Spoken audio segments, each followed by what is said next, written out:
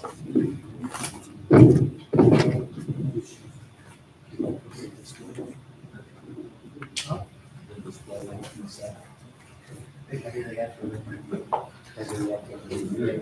like to bring this meeting to order for the Town of Brunswick Planning Board for June 5th, 2025.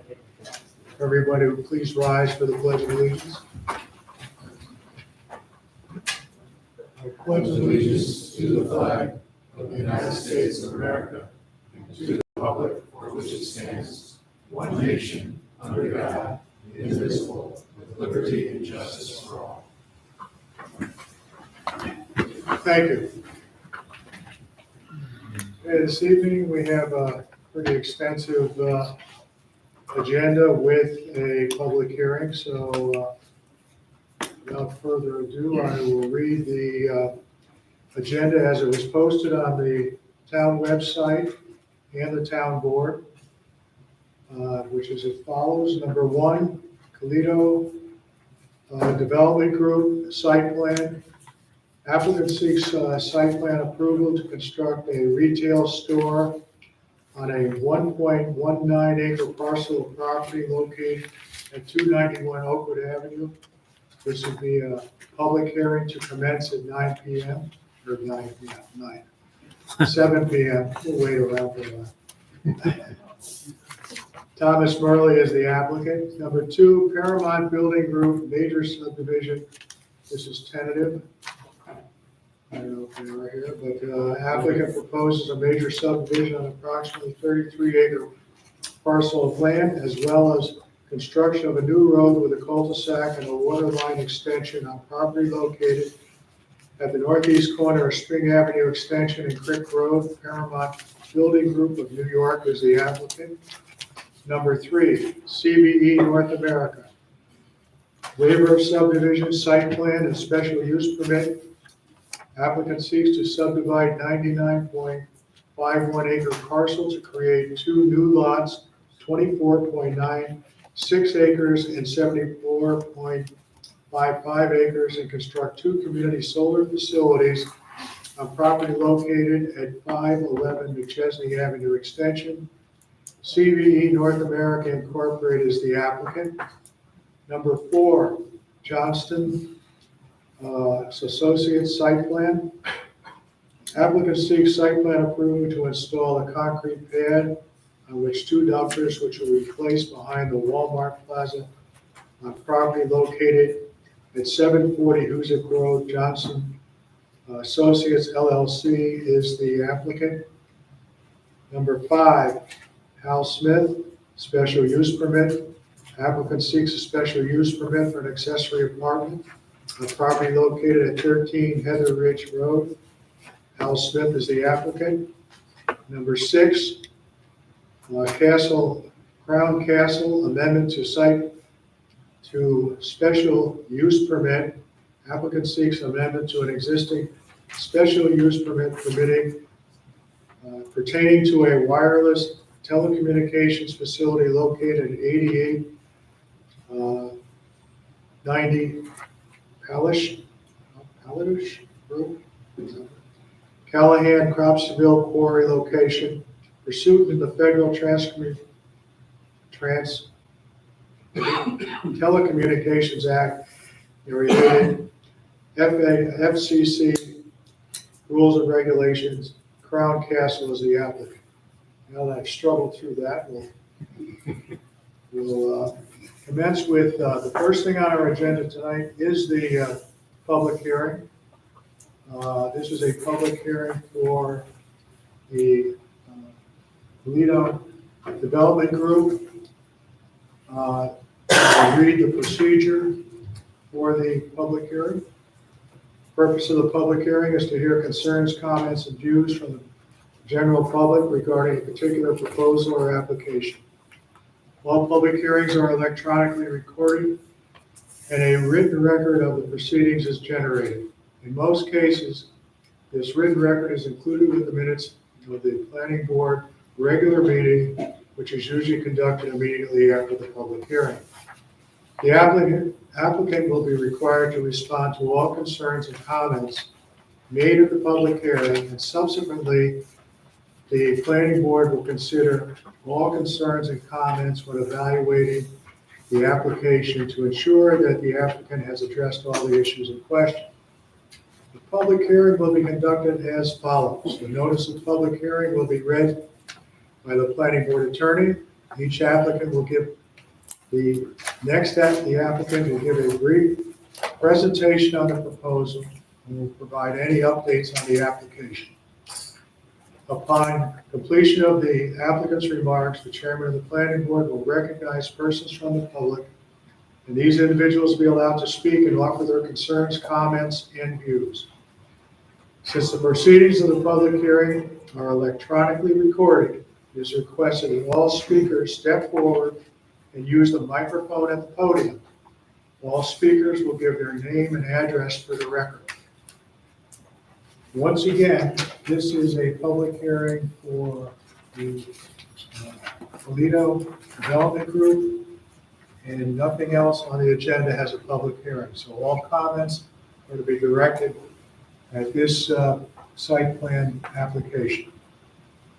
And with that, I will have the notice of public hearing read by Andy Gilchrist. Notice of public hearing. Notice is hereby given that a public hearing will be held by the planning board of the town of Brunswick at 7 p.m. on Thursday, June 5, 2025, at the Brunswick Town Hall, 336 Town Office Road, Brunswick, New York, 12180, to review the site plan application submitted by Toledo Development Group in connection with the construction of a proposed 9,100 square foot retail store, Dollar General, on property located at 291 Oakwood Avenue. Copies of the application and supporting documents are available at the Brunswick Town Hall and are available for public inspection during regular business hours. All interested persons will be heard at the public hearing, and the notice of public hearing was published in the Troy Record, placed on the town signboard on the town website, mailed to owners of properties located within 300 feet of the project site, and in this case also mailed to the city of Troy. Okay, thank you. This time I'll have the applicant give a presentation. Please direct your comments to the audience instead of the board. Make sure that the information there is viewable by the people. Okay? Can I speak without the microphone? Just take it with Grab you. it. Take it with you. Francis Boscomini for the applicant. What we're proposing tonight is the construction of one single-story building on an existing parcel to the north of the existing Diamond Rock Plaza. A little history to the site. In the initial site plan for the Diamond Rock Plaza, this portion was contemplated to be a car wash, 3-bay car wash with one tunnel. Subsequently, the landowner progressed a zone change to the B15 zone that now allows general retail style development. We're proposing one 9,100 square foot building. The tenant will be the Dollar General brand of the grocery variety store. On the site, we have room for and have shown a compliant number of parking spaces, including handicap accessible. Utilities are already on the site. We're connecting to the existing sanitary sewer here that was constructed with the Diamond Rock Plaza. And we're connecting to an existing public water line for water service to the building. Access to the site is through the existing driveway. There's a driveway here opposite High Point Drive onto Route 40. And for the record, there's a second driveway to the south for the Diamond Rock Plaza as well. We have shown some traffic calculations, and this facility is equal to or fewer than trips that were contemplated during the initial site plan approval for the car wash. And they're adequately managed by the existing unsignalized intersection that's here.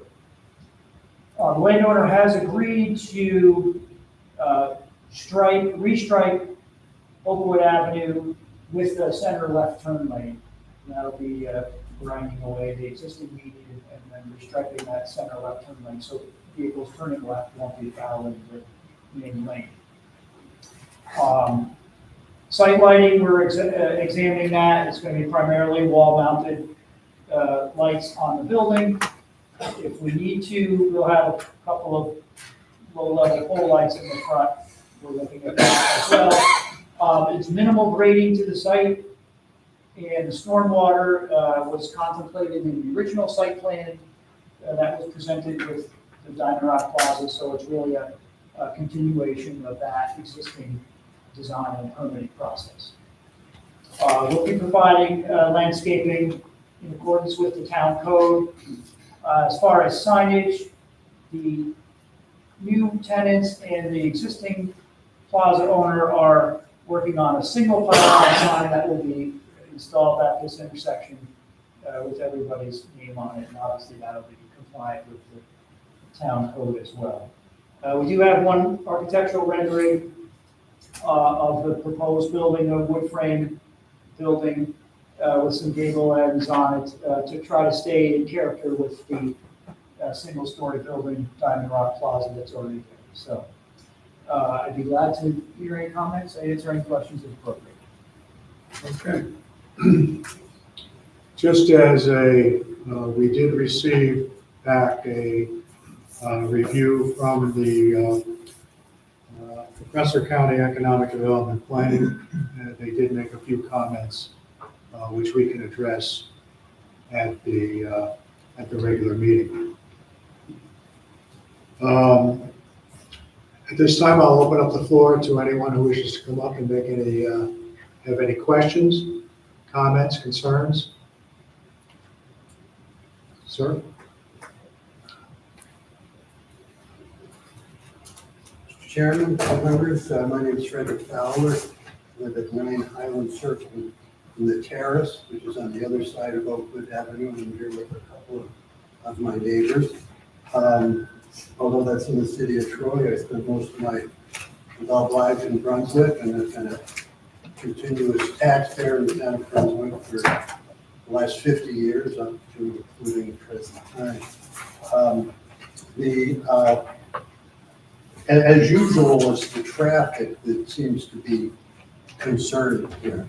And I'm very happy to hear that you're going to be doing a left turn lane, because that was one of my concerns. Does that require any consent of the state of New York or the county of Rensselaer to do that? In this case, the Rensselaer County has jurisdiction over that road. We've already had discussions with them, so that at some point will be done. Okay. They'll have to issue a work permit. And there's enough width there to Yes. facilitate that? That's a scale drawing, so it'll be, there already is a left turn lane on the northbound approach, so Right. it'll just be opposite that. So that it'll be like 3 lanes. Correct. The left turn lane is going straight, and then we'd still have our right turn lane to go up Yes. to High Point Drive. Yes. Okay, that was one of my. This configuration was contemplated in the original plan for Diamond Rock Plaza. It was just never striped that way. So this is Okay. kind of completion of that initial commitment. But you have a commitment from the county that that's Yes, they going to be, have deemed it appropriate, okay, and we'll be able to do that. okay, that was one of my major concerns. The other question I had was with regard to where these numbers came from on the trips in and out of this for the Dollar General. Yes. Those are from the ITE, Institute of Transportation Engineers. They have a catalog of land uses and typical trip generation rates based on the size of the building. So I don't know the number off the top of my head, but there's a land use code that it's in the packet that we submitted. Have you gotten anything from Dollar General? I mean, Yes, those figures were supplied by Dollar General, but they are commonly available Institute of Transportation Engineers documentation. okay, so And that's what they use elsewhere. yes. so Dollar General provided these numbers. Well, yes, they did, but they are referenced to a professional source. Okay, because I just wasn't sure where they came from. Now, with regard to, one of the issues we also have, because our houses are really very close to this. You know, they're right over, the back of my house is like right in there. When would you anticipate that there would be, you know, like tractor trailers making deliveries and so forth to this site? It's my understanding that the deliveries are made during the regular business hours, so typically he's telling me it's 8 AM to 10 PM. And I'm gonna say there's not one a day. It'd be less frequent than one delivery a day. Okay, because with the other proposal, the bus proposal. Oh, yes, right. Which was a disaster. You know, that was one of the big things, was the traffic of these buses Right. coming in and out. Right. Because it's bad enough that even though the city of Trace says no engine brakes going down the hill, none of your tractor trailer drivers pay attention to it. Okay, so that would be during regular business hours. And just for reference, the loading dock, I should have said this, the loading dock is at the rear, so there's a door Okay, at the rear of the building, it's not even a formal dock. And that truck would come in and back in here, and they would do their work they would do their unloading in the back. okay. Is there something contemplated, there's nothing on this, right now, right? Is that a- Not is that as a part of, separate not as part of outparcel? this proposal, no. But is that a separate outparcel? It's all part of that original Diamond Rock Plaza. Okay. This is all its own lot there, lot 1A. Okay.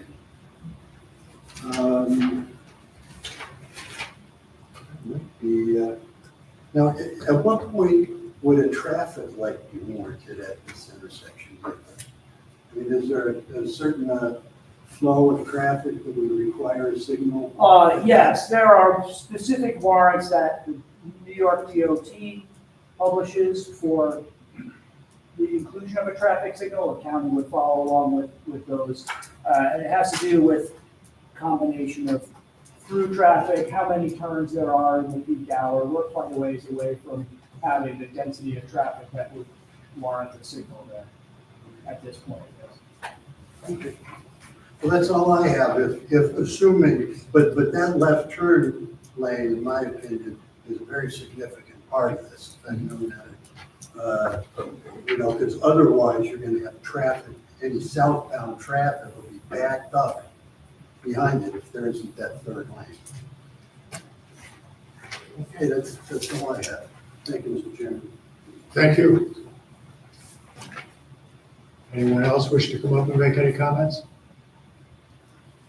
Have any questions for the applicant? Any objections?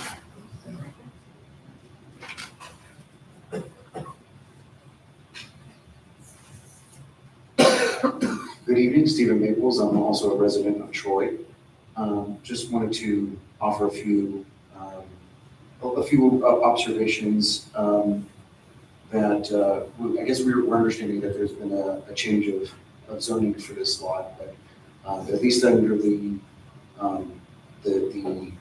light industrial, it doesn't seem like this would be allowed under that usage in that zoning. So I guess I don't know if is that true that there's been a zoning change for this lot? Perhaps. Okay, great. The other things that I was just going to point out, mostly were just related to there's some wetlands in that area that are potentially of concern, that I would think that would be warranted just take a look at that. A little bit deeper coordination with the DEC. There's several other things that I actually think the address, it was misleading on a map. So actually where it's located is actually better than where it appears on a map. So it wasn't really keeping with that, avoiding that disparate growth.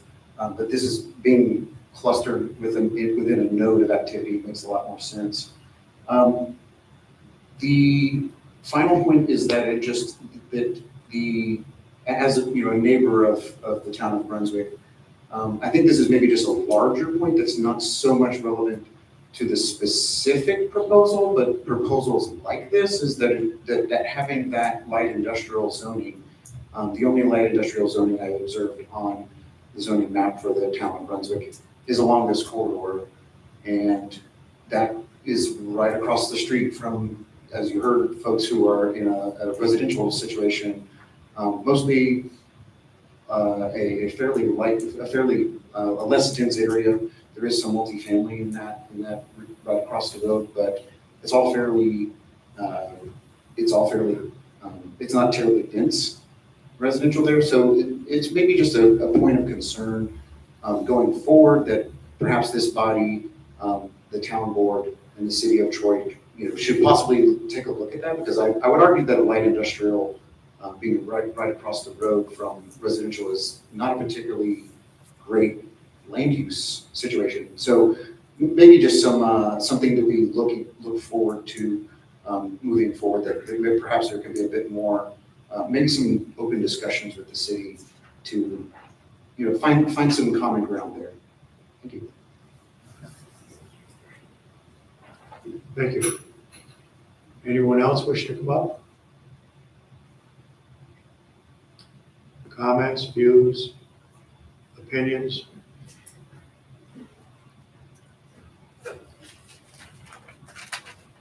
Good evening, Eric Morano, the city of Troy, planning department. I think in general, the city's curious about the traffic patterns in general for projects that have left the city's limits. I'm not exactly sure whom this project is meant to serve. The Dollar General, I'm noticing that there's very little residential communities in Brunswick. So I'm kind of assuming that the Dollar General is probably going to try to support residents of Troy. In that case, the city's sort of just paying attention to the traffic. As you know, as Sickaway's kind of gotten developed, traffic is backed up into the city's limits. And if this is slated for more development, we're just wanting to ensure that we can maybe work together in the future on traffic concerns in general. As you've indicated, it's not very dense situation right now that calls for traffic control devices. But we're just cognizant of development that's happening, and it's happening a lot with you guys, and it's great. But we do want to ensure that it's good development, that traffic matters and concerns. Should this area and this parcel continue to get developed in a way that Sickaway did, we definitely want to make sure that traffic isn't impacted. And that's basically all I've done. Thank you. Anyone else wish to come up and make any comments?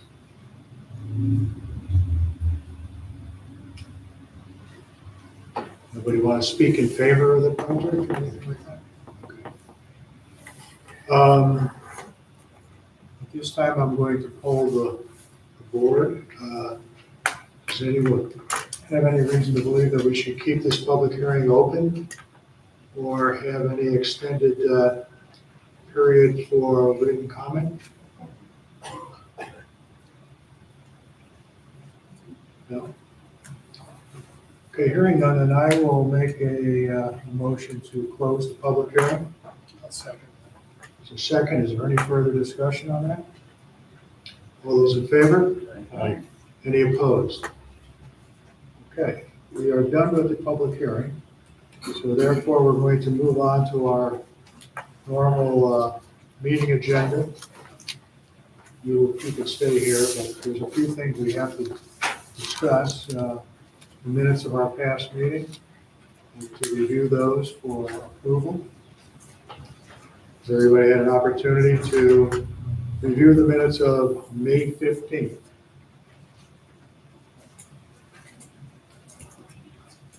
Okay, is there any corrections, additions, or amendments to those minutes?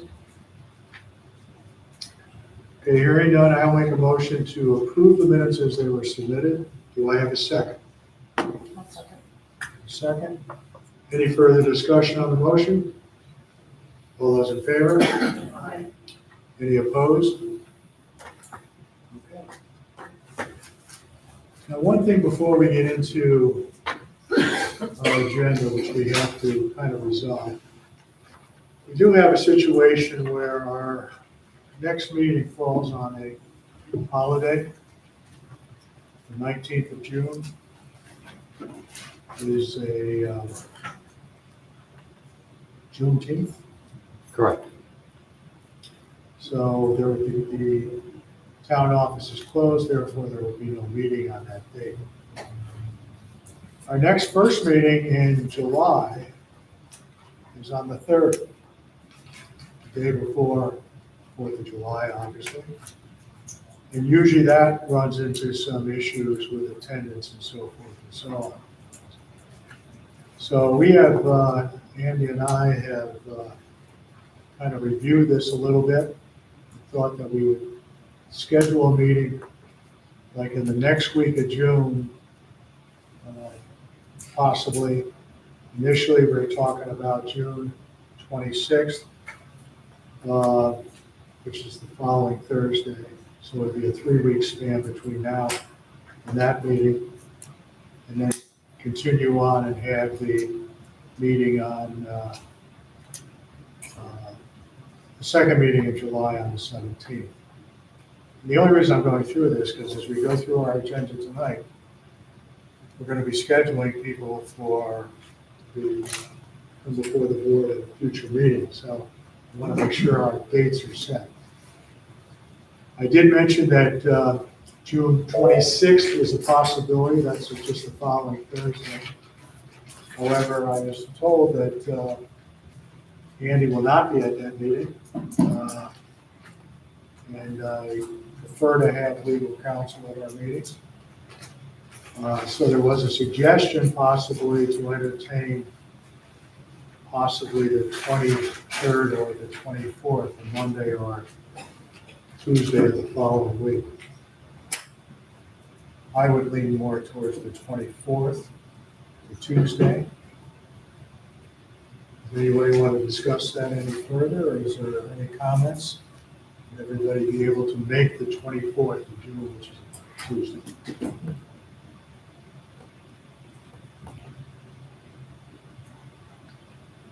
Okay with that? Okay, then our next meeting will be scheduled for June 24th, which is a Tuesday. The meeting on the 19th will be officially canceled. And the meeting on July 3rd will also be canceled. So our next meeting after the 24th will be July 17th. All right? Okay. Thank you. We didn't have to vote on that, did we? All right, you're first on our agenda. And as I mentioned before the public hearing started, that we did receive notification of a zoning review action by Western County Bureau of Economic Development and Planning. And they did, in addition to most of the information, they had determined that the proposal does not have any major impact on county plans and that local consideration shall prevail. However, they did make some comments regarding the proposed delivery area does not look accessible to trucks. The dumpsters in the way are in the way of the delivery door. Semi-trucks would have to have a difficulty reaching the area due to the curbs from the existing building next door. And the use of parking areas along the side of the building would work except for existing hydrants that may be fit. They scrutinized the delivery area in the back of the building. Did you get a copy of this? I just received it. Just now. Okay. So I don't know if you want to make some changes to that or evaluate that. Yes, well, I will address the hydrant. The existing hydrant is gonna be protected by a curb.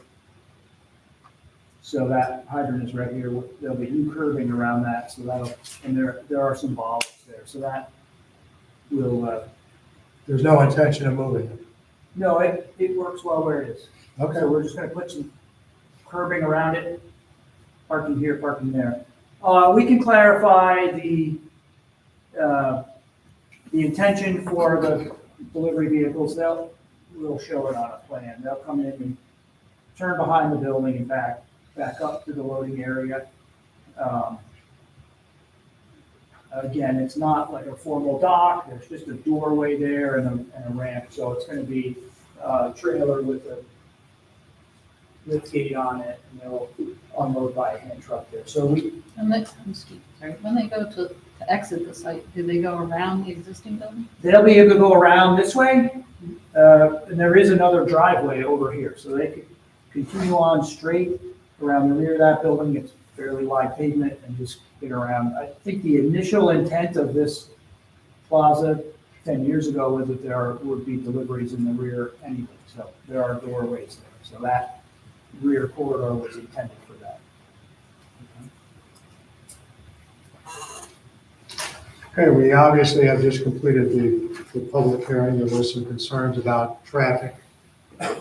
We had discussed the turning lane before in the previous meeting, so I think everybody's in agreement that that's a necessity, obviously. The traffic studies,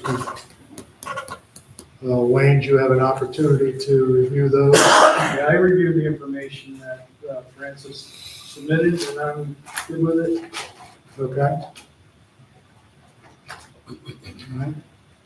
Now, the information that the Dollar General gives you regarding traffic, is that, some of that based on existing stores and their traffic flow for those stores, or how is that?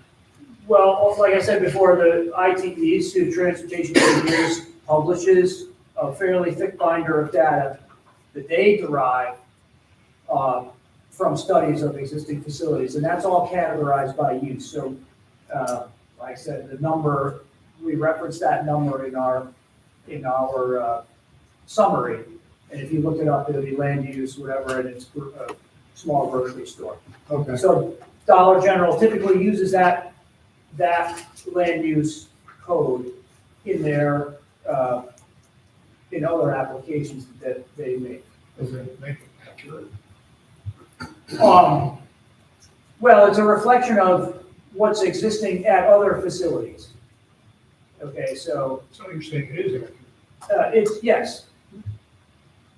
You don't know that it's gonna be, if you went out and counted that here, it may or may not be the exact. It might be less, might be a little bit more, but in general, it's a good representation of what this style facility would generate. What's the typical requirement or traffic might be required? I couldn't tell you off the top of my head, but it's fairly substantial above where we are. There's like 12 warrants. There's a whole bunch Yeah. of, yes. It's a process, the DOT, I'm sure you know this, the DOT does not like to just give out traffic signals, so. If you have a side road that has significantly less traffic, it's not likely that a traffic signal will be warranted. I don't think anything We have ever, 14,000 cars on Oakwood Avenue, and you have, 20 cars on the side road. Yeah. So lopsided.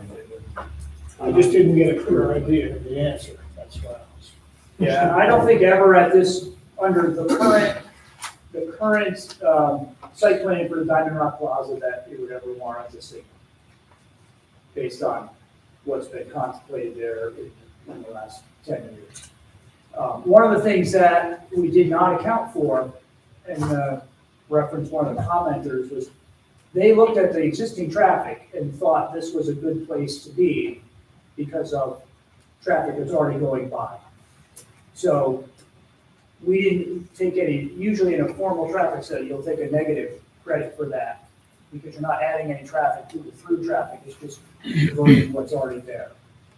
So we're showing kind of a worst-case scenario as far as the number of turns and the impacts to that main line.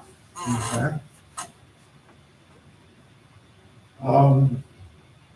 I think, you know, the public is a little bit gun shy on traffic reports, as of late. I don't believe there'll be any like, initial surge of traffic at the Dollar General like you would have like at Chick-fil-A. so to Oh, speak. right, there was none of that, yes. I mean, they're not gonna be, you know, lining up and stuff, but, it is, to me, it's more of a destination, traffic where, you know, some of the fast foods and stuff are satisfying more of the existing traffic that's going through, so. If the statistics are correct, which I assume they are, I don't have a problem with the traffic studies at all. Is there any comments you'd like to make on any additional on the traffic? No. Okay. Does anybody have any other questions?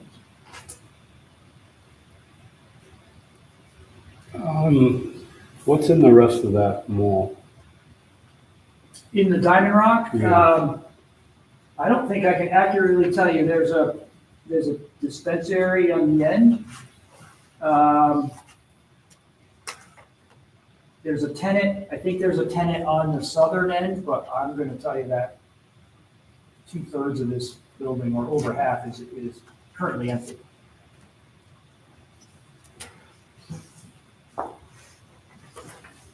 Was there any consideration of just then taking that store, that whole plaza? That I don't know. I would contemplate that they wanted to have their own parcel, but, I don't know if there were any, back behind the scenes Just curious. negotiations. These places typically want to have their own parcel for ownership. And that is a separate lot. Correct. A separate lot here to the north. That was what was changed from light industrial to general business. Is the applicant still gonna own the property, or is he going to sell the whole property? Colito is the developer, so they're developing it for Dollar General. I'm not exactly sure of what the final ownership will be, if they'll have a ground lease or a complete sale, or what they're doing. Okay, I do know that I'm pretty sure that the current owner, who's a local resident, will be selling that parcel to someone. okay. And it's got permanent easement written over this driveway for access to it.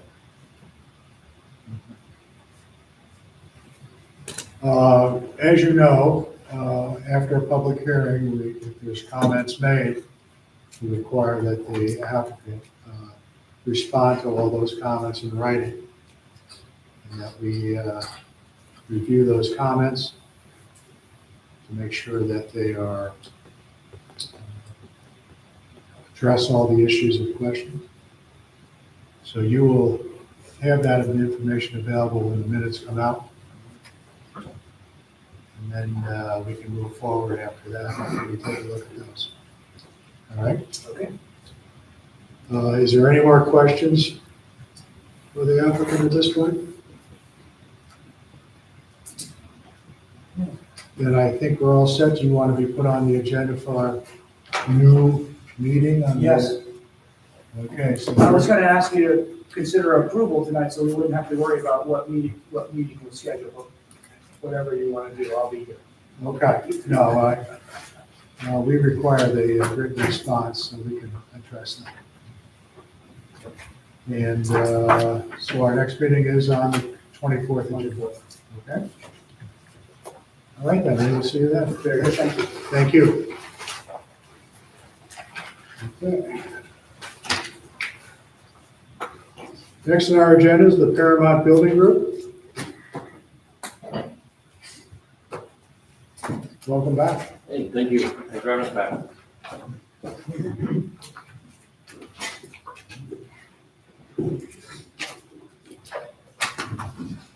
Evening. Good evening. TJ Lorraine, project attorney, here with Matt Bond, project engineer. We are here tonight hopefully to get a status update on secret process, move that forward, and to provide a couple of technical updates. I guess we can start with the technical updates. Yeah, absolutely. For that. Thank you. Matt Bond again here from Hard Engineering. And no significant technical changes to the drawings since we last presented to the board. So we should be submitting very shortly back to the Department of Health their comments, revisions regarding their comments to the sanitary systems for the project. Our map plan reports for both the waterline district extension and the formation of the drainage district should be going over to Mr. Bradley's office shortly here. And we're also buttoning up some of the comments from Lane's office regarding the overall site design and the scope for the project. So everything is moving forward and moving along. Okay. Wayne, do you have any comments to make on this project? Yeah. I did speak to DEC regarding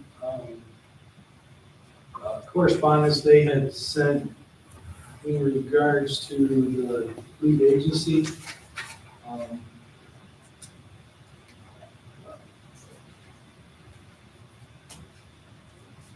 They requested a site visit, go to the site and look at the site for several issues based on the information that we gave them plans, we could lead agency requesting. We want to look at aspects of the site in regards to potential exemption for a mining permit. I want to look at the site for stormwater. We wanted to look at the site for wetlands. Okay. So there's tentatively a meeting on Monday with DEC, and someone from my office will be there to be with them to answer questions from our end.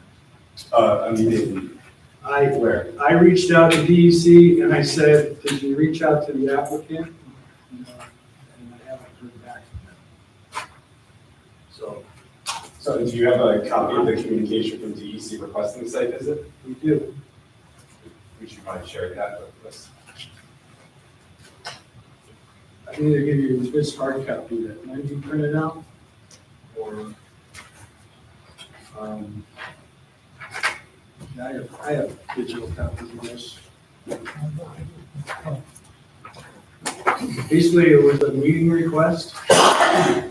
This was their attachment to the meeting request. That's what that is.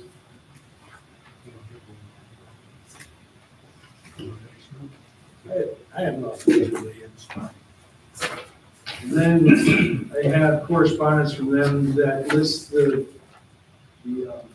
Yeah. you might have been copied on this. No, Andy sent that, Mr. Gilbert sent that over to me. Okay, a few so hours ago. that's the only other correspondence I have. Okay. You have anything else? Yeah, so DEC has not been in contact with us at all.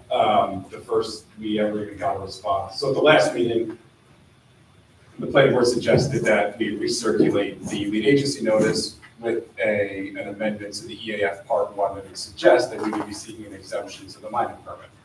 We recirculated that notice. I reached out to DEC in the meantime to say, hey, keep us posted on this because we'd love to come back if you're going to answer before the 30 days, because the 30 days kind of skips us 3 meetings, not 2. They said, no problem. I haven't heard back from the DEC until a few hours ago when Mr. Gilchrist forwarded me an email that he was sent on the 13th of May, so just following the lead agency, to the town that we never saw, that essentially, the way I read it, suggested the DEC was not objecting to the town being lead agency. So I was curious if the town received any other communications or a formal objection by the DEC. I know.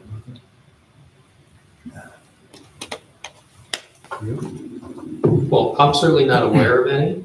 Okay. Mhm. We know that the seeker regs provide 30 days for a response by involved and interested agencies, correct? Correct, Okay. And we know that that 30 days has passed. correct. And now it's up to the planning board to decide what to do in terms of establishing lead agency. That's a planning board decision. Okay, but if the planning board didn't have intentions to serve as lead agency, then why circulate the lead agency notice? So these discussions are certainly appropriate. You can place them to the board, okay? Yeah. That lead agency coordination indicated that the planning board did seek to serve as lead agency, correct? Correct. And DEC did raise some issues. You may have read that they did not object to the planning board serving as lead agency, but they did pose several questions to the town in that correspondence. Is that correct? I don't have the correspondence in front of me, but And they were seeking further discussion with the town. That's certainly the way I read the communication. And let's make the record clear that correspondence was sent directly to the town, and I was copied on that, correct? that is correct. And it was not my role to forward it to you. I learned today that it had not been forwarded to you, so I did forward it to you today. Well, I would expect the communication to come from the attorney, not the planning board itself. That's the only point I was making. But I don't see, I read this as saying that the DEC is explaining that it typically would only assume the agency notice if we were required to get a mining permit. And giving, then it then copies and pastes the exemption in here, and then asks the town if they have any reservations. And my question to the planning board is whether the town expressed any reservations to the DEC serving as lead agency, or whether by default, the planning board is now lead agency. That's. Well, there's no default issue here, and certainly the planning board engineer has reached out and had some discussions with the department. It's unfortunate that the department did not include the applicant in those discussions. I understand that, even though you requested that apparently. But there has been discussions between the planning board's review engineer and the department. Is that correct, Lynn? That's correct. And those discussions are ongoing. Okay, so I guess our question is the planning board now going to move forward as lead agency? Well, I have some, questions here. I mean, you came through here a few months ago with this mining permit thing with moving 400,000 yards of material. That certainly triggered in my mind that, well, I think DEC's got to have a little bit of say in this. So that's what triggered that. Yeah. I mean, we both agree on that, right? Yeah. And we haven't heard, now all of a sudden DEC wants a site visit. I don't know whether that indicates to me that they may have second thoughts on this after they have a site visit or what. I don't get the impression they have second thoughts. I think in order, Or is this just for the mining, for the exemption, the construction exemption? And that's, I think, what I'm trying to get at is whether the site visit was for ongoing discussions about whether the planning board was to serve as the agency, or whether that was settled, and DEC just wants to come to the site with respect to confirming that we're going to qualify for the. I can't speak for DEC, so I don't know what their intentions are. I think if you read the last two sentences of this letter or email to Patrick Connolly, from Patrick Connolly, it says, if the town has no reservations, then I can proceed with formal lead agency response letter with no objection to the town assuming lead agency. But please let me know, we'll discuss it. Oh, I think we're in discussion. The other issue is the 30-day window That's gone. has expired. So once it expires, then the lead agency, by default, still No, remains with you're us, you're right? procedurally, this evening, if you choose to, you're procedurally able to move forward and establish lead agency.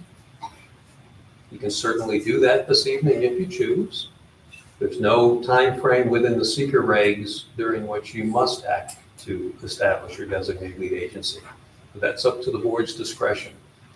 The seeker regulations do provide that in a coordinated review, once the lead agency designation notice is circulating, the other interested involved agencies have 30 days to respond.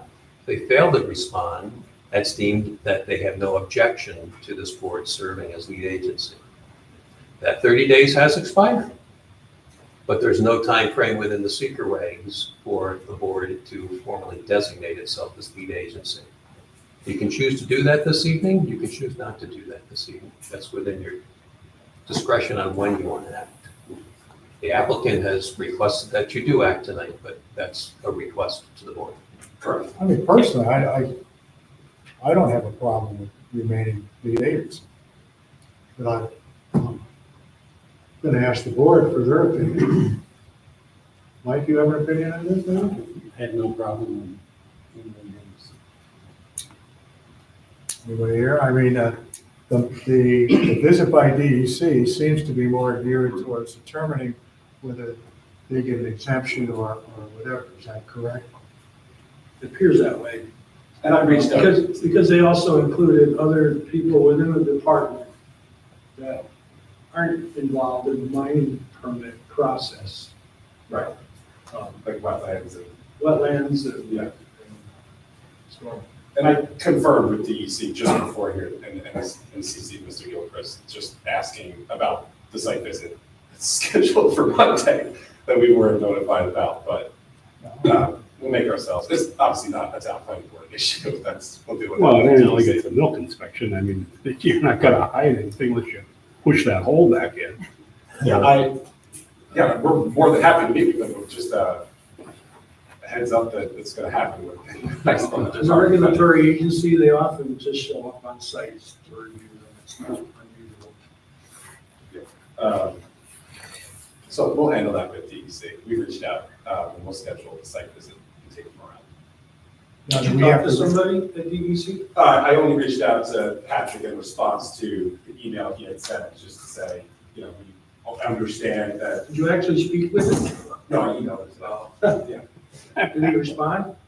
no, it was after hours. I called him and I emailed him and I got I'll response. try to get a hold of somebody tomorrow, maybe leave that notice, we'll return my call, but, we'll get a hold of somebody before the site visit, so we're there. I do have an objection for the town seeming lead agency, town planning. okay. I'd like to understand more about what DEC has to say. In their opening paragraph, they say that typically they request to assume lead agency for projects that require an Article 23 mine land reclamation permit. I don't know that we know whether one exemption will be provided or not. And so just to add to that, before we came, the first meeting I was here, which was the last time we appeared, we reached out to DEC, and I spoke to Mr. Gilchrist about this, about seeing if they would indicate that we do qualify for that, and their position is, we don't weigh in on that until you have your town approval. So now we're sort of in this chicken and egg situation, so that's why we wanted to move forward, so we can start talking to them about that exemption. Hopefully the site visit will be a big step towards that. So this is really an issue for Wayne that, just understand, when the planning board first designated itself lead agency, it was my recollection that the record was not clear as to the volume of material being removed from the site. During the discussions of the project, it became clear that 400,000 yards of material is proposed to be removed. That prompted the recirculation of the lead agency notice, because that could potentially impact a department determination. If the board does serve as lead agency, you will be responsible for reviewing the potential adverse environmental impacts associated with removing 400,000 yards of material from the site. And that's principally going to be a technical review by Wayne's office. So that will be Wayne reviewing all the issues arising from the removal of that material from the site. I'm with Linda. I think we can wait, get the site visit, see what DEC says, whether it's gonna be a mine or a gravel bank. I don't want the board to interpret my comment as to whether the board should or should not. That's your decision. But if you choose to, just be prepared. You're going to be taking on the role, and Wayne will be reviewing the technical issues associated with the project, which will include the 400,000 yard removal of the material. And that's okay. Just you need to understand that that will need to be undertaken by the board to complete the secret review of the project. And just to add to that, we have confirmed with DEC that they are not going to weigh in on whether we have that mining exemption until they have a local approval. So I'd have to try to do that, obviously several times to try to make this move forward as easy as possible, but.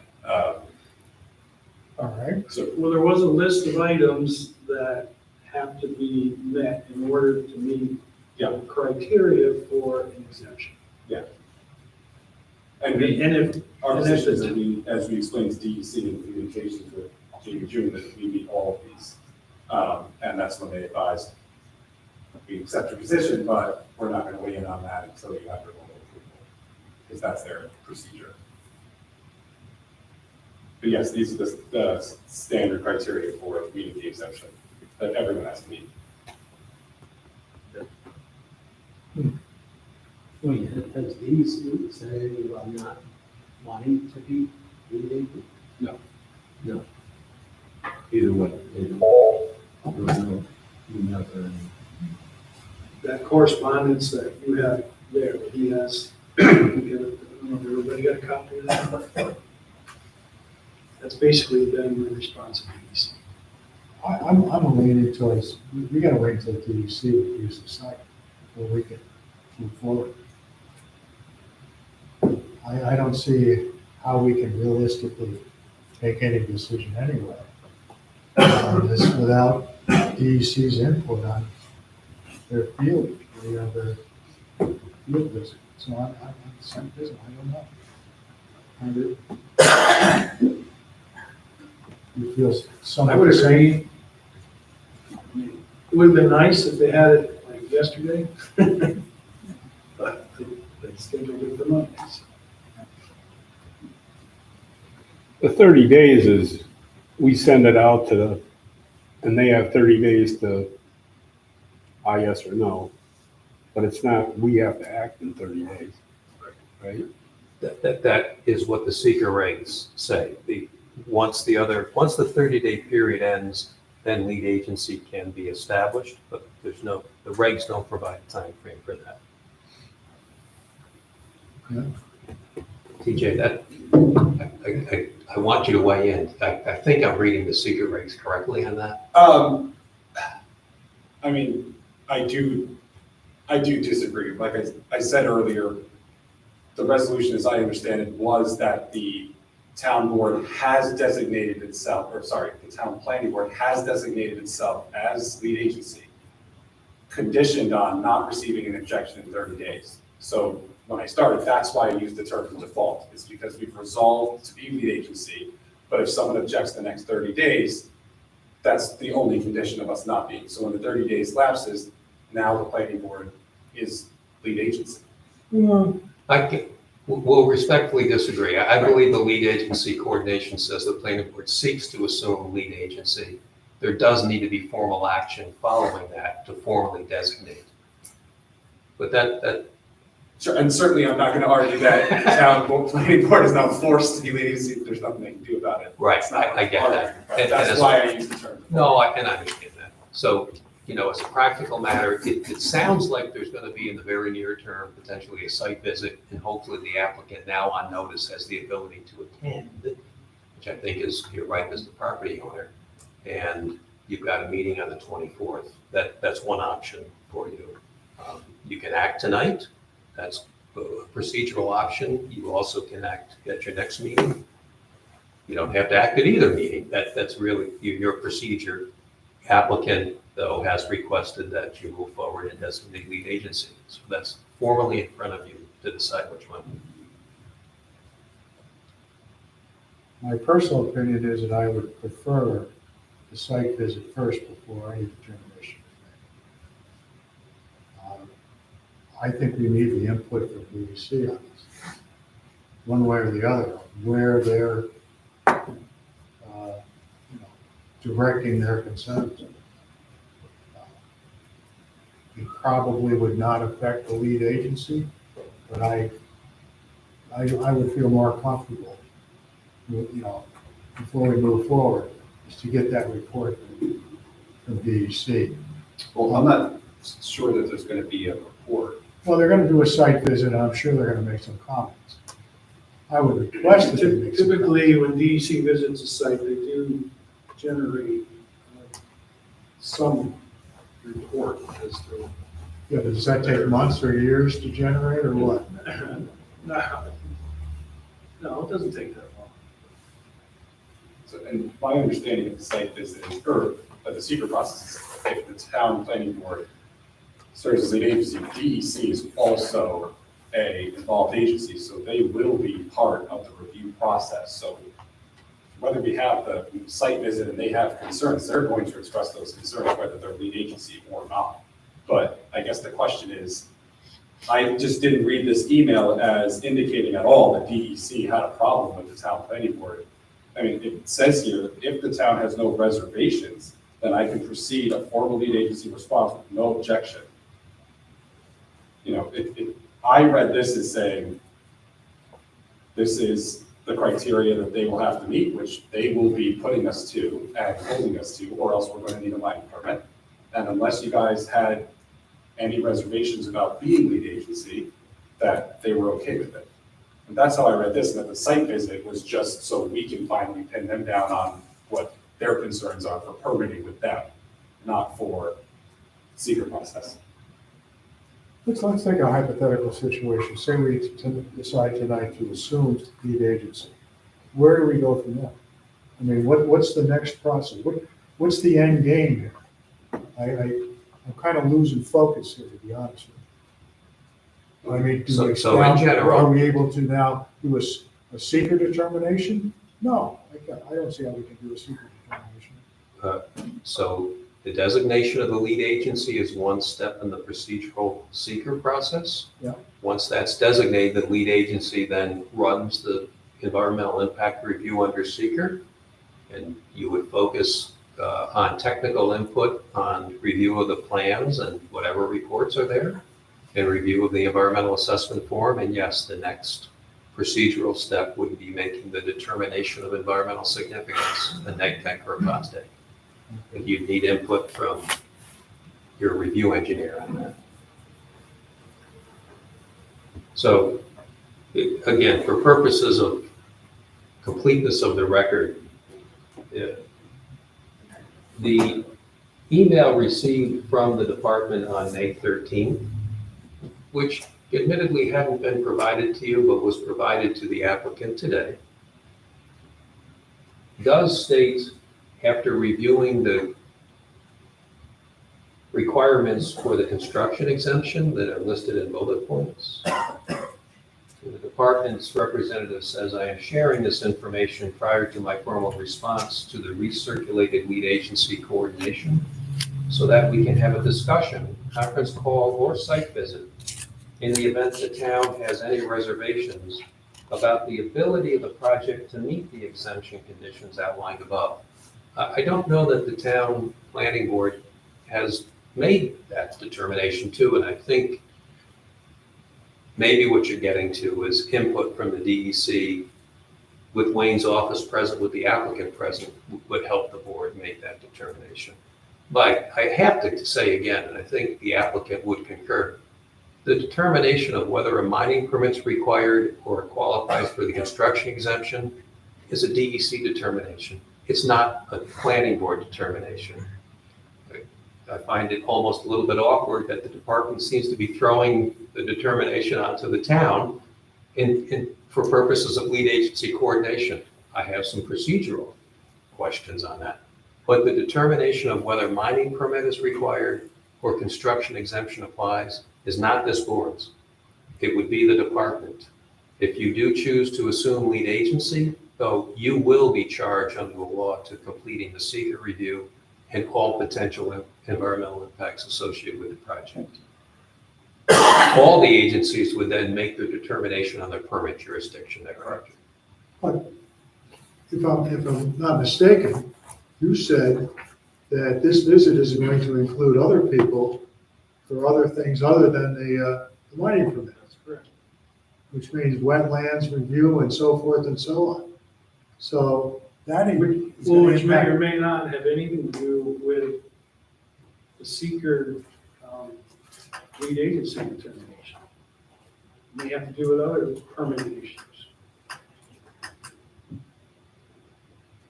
That's kind of my I mean, every interpretation. construction project has to determine whether it's going to need a stormwater permit, so these, and if there's wetlands on the site and they want to come do a site visit, then that's fine, but Are the wetlands on your site DEC or are they core? It's a mix of both. So then the northern end here, these are DEC. Have been for a number of years with the 100-foot buffer shown here in this Yeah. bold line. The rest of these are very small, so these are flagged as Army Corps wetlands. There's one. Well, there's a history of DEC coming in to different projects, and even though they're core wetlands, they declare that they're now DEC wetlands. That's what I'm getting. Mhm. That happened a couple times in this town. Yeah. And they may, if they're gonna issue a mining permit, they may wanna take those wetlands and say, okay, now you need a 100 foot buffer. So that changes everything, doesn't it? Changes things. for us, it would change everything. Yeah. That would be when we're seeking permits from DEC. Well, it also changed your design of the plans and so forth and so on, I would assume. It's kind of all part of the process, the permit review.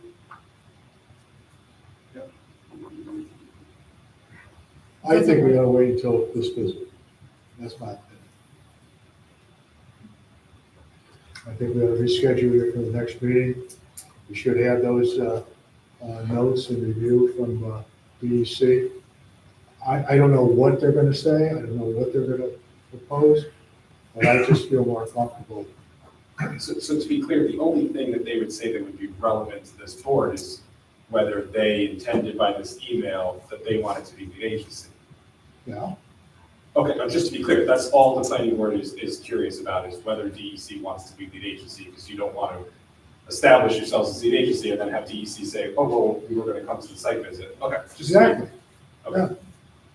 I mean, I think we're a little concerned about whether it's gonna be a mine or a gravel bank. 20,000 dump trucks coming out of there, I think it's a little more than a gravel bank. And if it is a mine, then it's DEC's party and not ours. Right, so I think, I don't know if this is a housing development or is it a mining permit disguised as a housing development? We kind of tripped into this that it was gonna be 400,000 yards when somebody asked, how many yards you taking off? And I went home and go, well, geez, he must have had his decimal in the wrong spot. Because that's a hell of a lot of dirt. But I don't know how you're gonna get away with 400,000 yards and not be a mine, but I guess DEC is gonna say what it is. right, and so it would be, if it was approved, it would be approved by the planning board just to be a housing development. Then whether DEC required us to get a mining permit to create this housing development is just an entirely separate issue that has nothing to do with the town planning board. That would just be- Well, Well, it maybe, goes but into I have our to go to effects Stewart's when and we get get to- coffee on some morning, and then the people on Quick Road are gonna go, where are all these trucks coming from? And when we go Oh, to right, the review impacts will be the impacts for FEIS, sure, but the fact of whether it's approved, whether it's approved with a mining permit or an exemption doesn't make the project worse or have more or less impacts. Well, it may influence our decision-making when we get to the part 2 and part 3 of the FEAF. We could Right, say my you can understanding put is that 12 DEC houses there will and not- not take any dirt off. Right, and what I was trying to explain is the DEC has advised us that they will not. Sorry. The DEC will not make a determination as to whether we're going to require a permit until we have our town approval. Well, And that was the chicken and egg thing that I was explaining before. So we've already sought that, so we could come in here with our application, our EAF, and say, we've already got this, we already have that. Maybe we make some progress on Monday with DEC, but I've been told twice that they do not until they have the local approvals, do they make a determination as to whether we need a mining permit or not. Because in their eyes, the impacts are the impacts, whether they have to call it a mine or give it an exemption is just their permitting jurisdiction over it and what regulations we have to comply with. But it doesn't really affect the project impacts.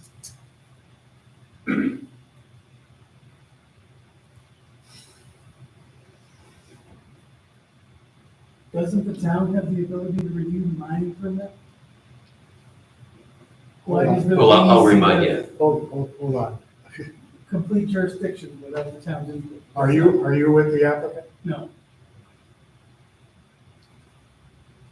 You can run your meeting as you see fit, Russ. In general, what's in front of this planning board is an application for major subdivision.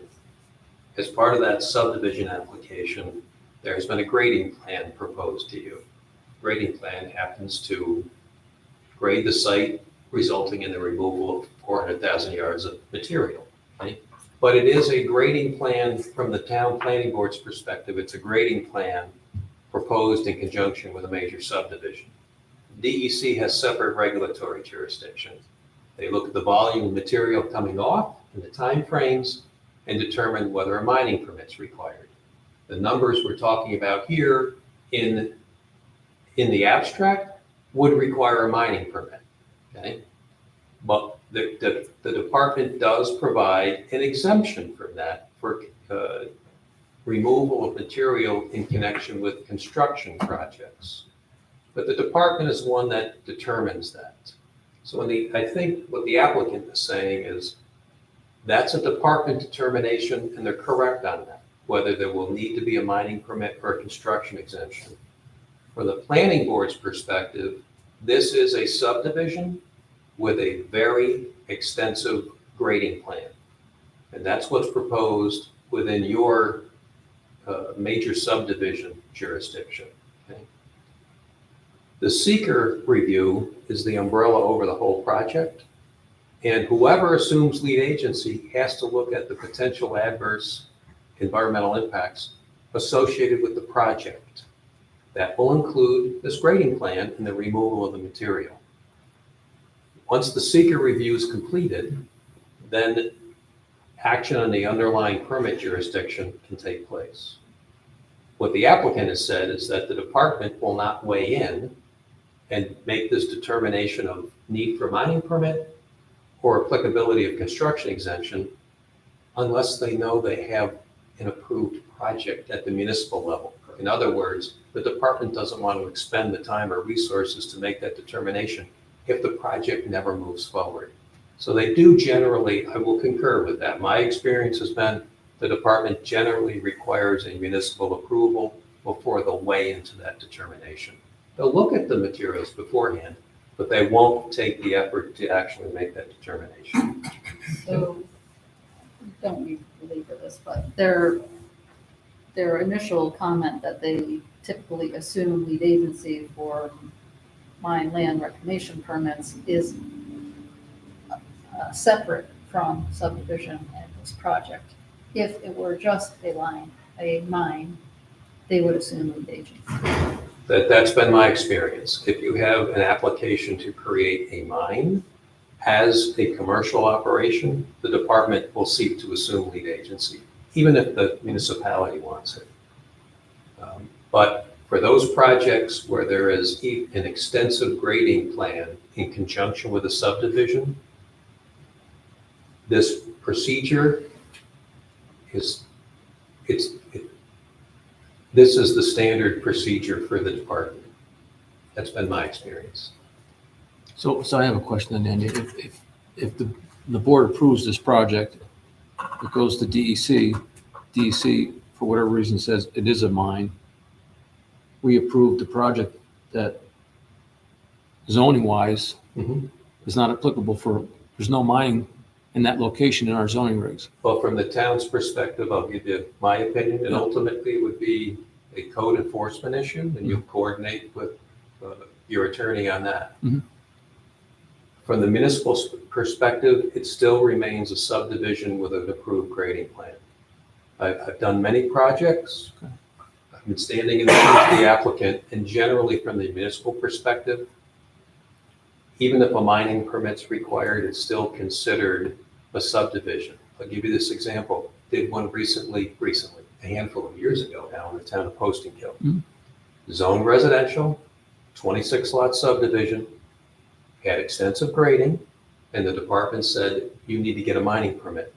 And a mining permit was obtained, but it was still, from the municipal perspective, a subdivision project. Gotcha. We had a lot of engineering oversight during the removal. Wayne's very familiar with this particular project. Gotcha. But that's how my experience has been. Others may view it differently, others may have a different opinion, but that's been my experience, Kevin. Thank you. Let's just back up a second here. When Matt came to us with this plan, brought this cul-de-sac in here, everything like this, and, you know, so many houses, this is what we were gonna do. And he knew that there was going to be some cut and fill for some of the houses up on the hill. All of a sudden, we have this thing here, and then all of a sudden, everybody's gonna take 400,000 yards out of here. Maybe you ought to withdraw the plan, just get a mining permit, take that property, get it to where you wanna be, and then come back to us with a freaking subdivision. I mean, this is crazy. Russ, what ultimately. I'm just venting here because Well, I am frustrated with this whole thing. I understand that. So again, this would be a building department determination.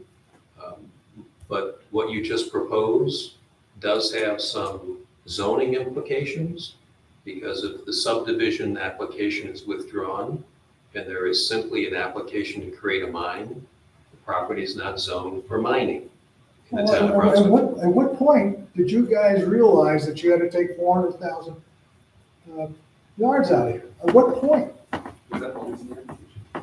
It was really, when we finalized the grading plan for the site.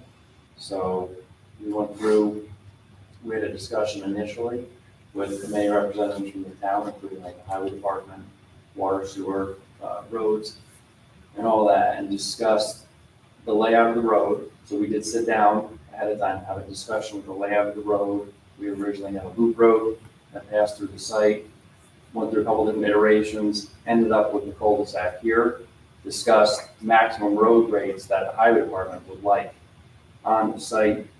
Here we're climbing up into the site the entire time at about 5% road grade. So that's becoming steep. So by no means would we consider this an egregious grading plan. In terms of general practice here, coming up steeper into the site, it's going to be more difficult to maintain, especially during the winter time. Icing conditions, we are proposing roadside swales for stormwater treatment, which is something that the town stormwater department wanted. So trying to mend all those things together, once you're steeper than 5% road grade in a roadside swale, we have concerns with washout, constant erosion, maintenance issues. I'm overlooking at turn over to the town road.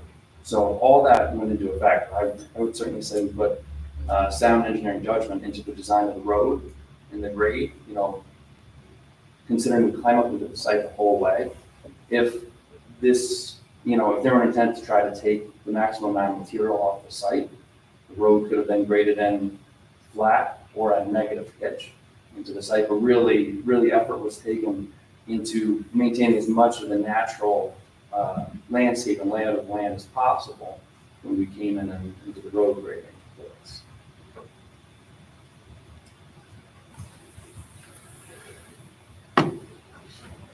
Let me ask you a timeline. Say you get an exemption or even a mining permit to take all that material out. How long is that gonna take? Typically, the department looks for the bulk of the grading to be completed. It's between 6 months and 2 years.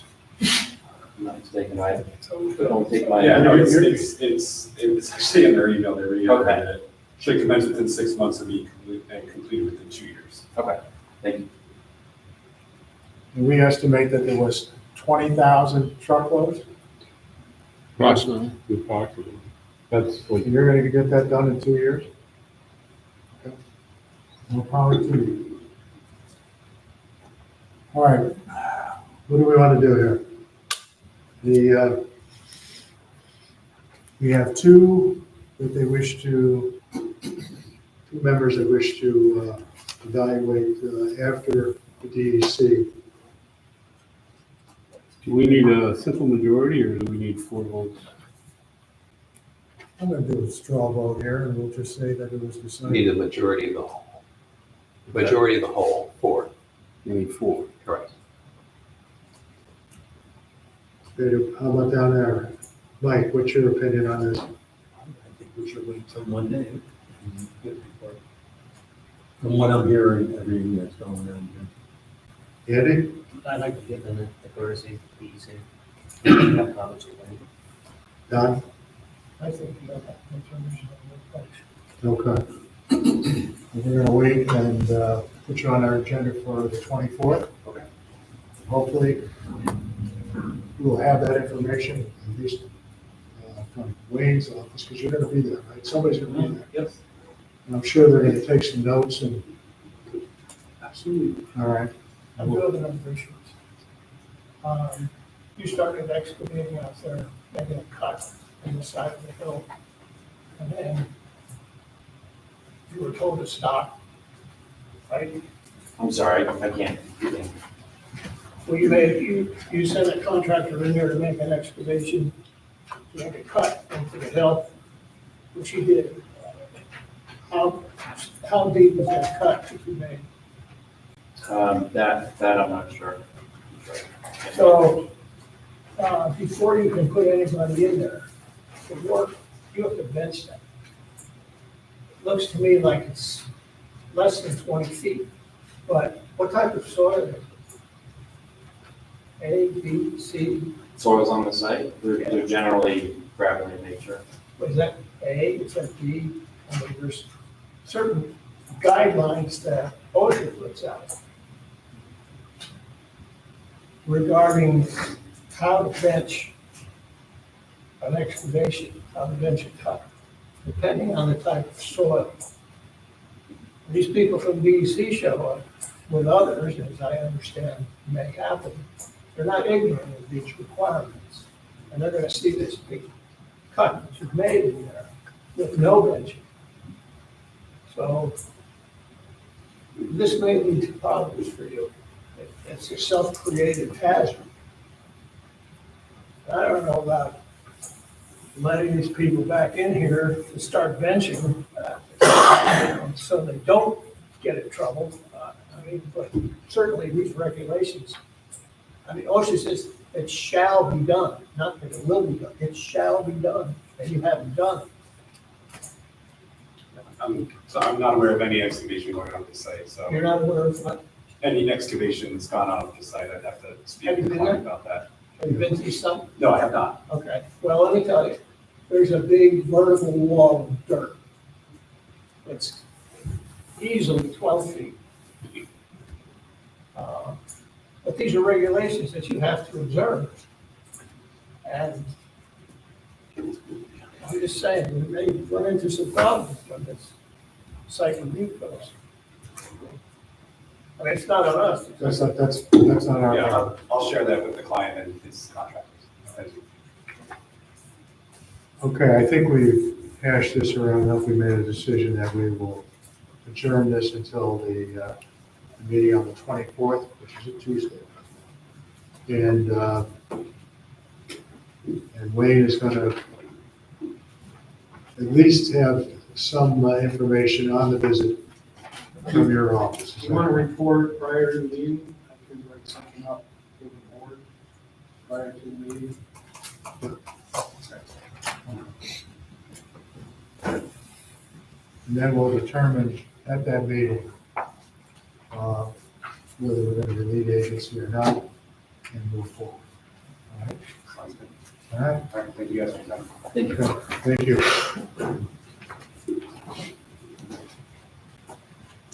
Okay, moving right along, we have CEV North America. Hello again. David Frost. How are you? Nice to see you. I'm good, thank you. How are you? Good. One of the things we want to cover with this, tonight is the site visit that we made. Get some observations on that. We're concerned about obviously the view shed and things like that in particular areas. So I'm going to ask Wayne to give his opinions first on the visit, if you would. What day was that? That was last Tuesday. We walked the site, Wayne and I walked the site. Russ and I walked the entire site. We went up to the top of the hill, looked out from where they had demarcated the corners where the proposed panels were going to be. And observed pretty nice, vistas from the top of the hill there. Did some great views. We also looked from various points into the backyards of some of the houses along Newborn Road and along Chestnut Avenue extension. Then back to the north and to the west as well. Most of those areas were pretty well shielded by existing vegetation or topography. It seemed that most of the impact would be to houses along Chestnut Avenue. There was a couple of straight views right into the homes along Chestnut, and some obscured views along some of the homes on Blue. Right. And that was pretty consistent from the top of the hill all the way down to the bottom.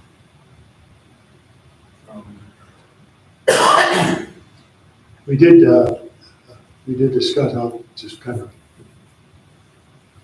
give my comments right now.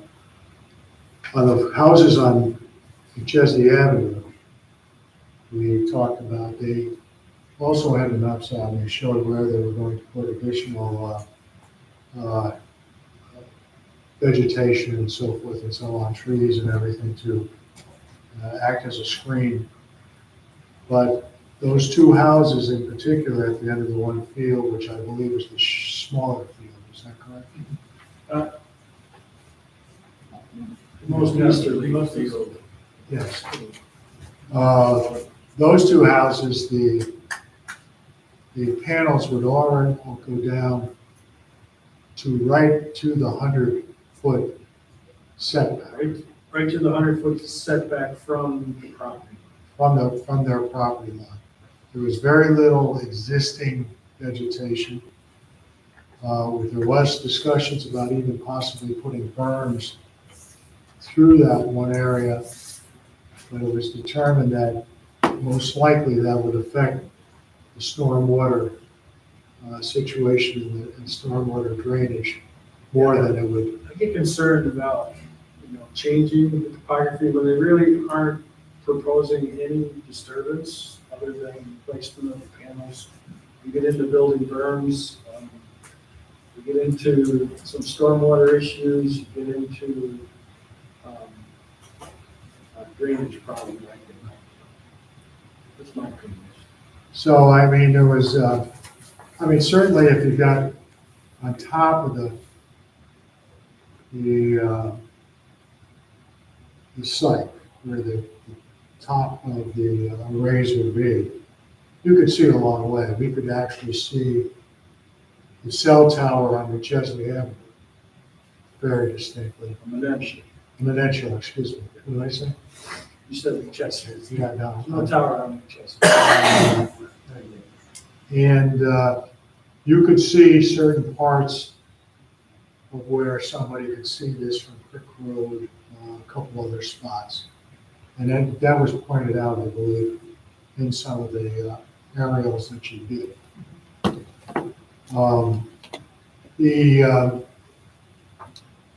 There was some concern about possibly moving the arrays up a little bit further to give the people at McChesney Avenue maybe a little bit more vegetation area. Create more like a wider buffer between Yeah. the placement of the panels and. Now, the disadvantage we had on the visit was that you're right in the middle of summer, well, spring, summer, and you have your full foliage. So a lot of the houses on Moon Lawn, yeah, you could see maybe a corner here or a piece of siding there. But what happens in, in November and December when all the leaves are gone? So those were some concerns I had. It was an education, that's for sure, because one of the things they pointed out there was balloons. The balloons were put up at the height of the array, basically, on the corners of the whole field.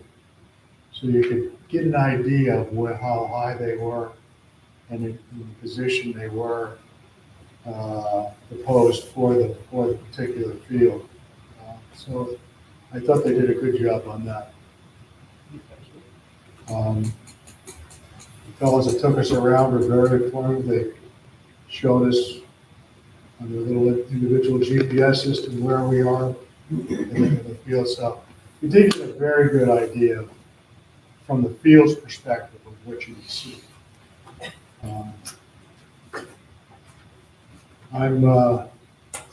What I conclude from that, I don't know, I know Dave was at the site, but he didn't go around. And Don was at the site also, he did not go around. Did anybody else visit the site? Did you visit this site? What were your observations of that? I had a tick 2 weeks before that, and I didn't want to walk through the field. So one balloon down low was, it seemed like it was starting to die, so you really couldn't tell the height of it. Yeah. But you're right about the visibility. You can see Creek Road, the top of Creek Road, where I'm not sure the farmer that's up there. Already. You see his entire buildings and stuff. Right, but if I can just make a comment. Sure. That's probably a mile as the crow flies. Oh, yeah. And it's a stretch of road, yes, you can see the hill. While you're driving, if it's more than 4 seconds, I'd be surprised. And, we're not building to the very top of the hill. No, you're not. There's an open area, still a big open area on the north side of the top area of the trees. So, I just want to address that. And I think we've tried to show in the pictures that we've supplied what it looks like from Creek Road as well. From a seeker review, visual impacts, is there things in the regulation that you can share with us as far as? Question 9 of the full EAF Part 2 kind of deals with the impact on aesthetic resources. So from the FEF workbook, it does go through and kind of give some guidance on on what impacts are or potential impacts may be on anything. It's not just for solar fields, but it's any development and how it impacts aesthetics resources from a visual standpoint.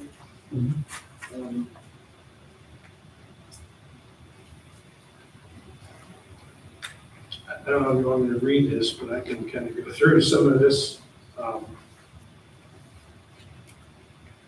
It says in order to determine if a project is obviously different from or in sharp contrast to current land use patterns, part that are viewed from or part of a scenic resource, you have to understand the context and scale of other land uses.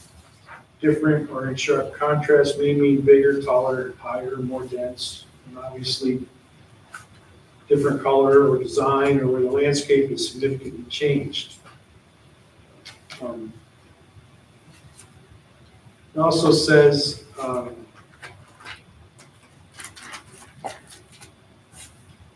it gets into designated scenic areas, but there's no scenic byways in the area. They may be scenic, but they're not designated as scenic byways or scenic areas of statewide significance. It also says that other areas may also be designated for scenic and aesthetic reasons at the local level. For example, some local municipalities have conducted their own scenic inventory and designated those areas in county and local plans. But to my knowledge, the town is not designated any scenic areas. It also could include municipal park, open space, local roads, or historic areas. I mean, that's another thing. The seeker does talk about visibility from historic areas. They did, in the EIA, they did analyze the view shed from Garfield School. We found to be no visual impact from there.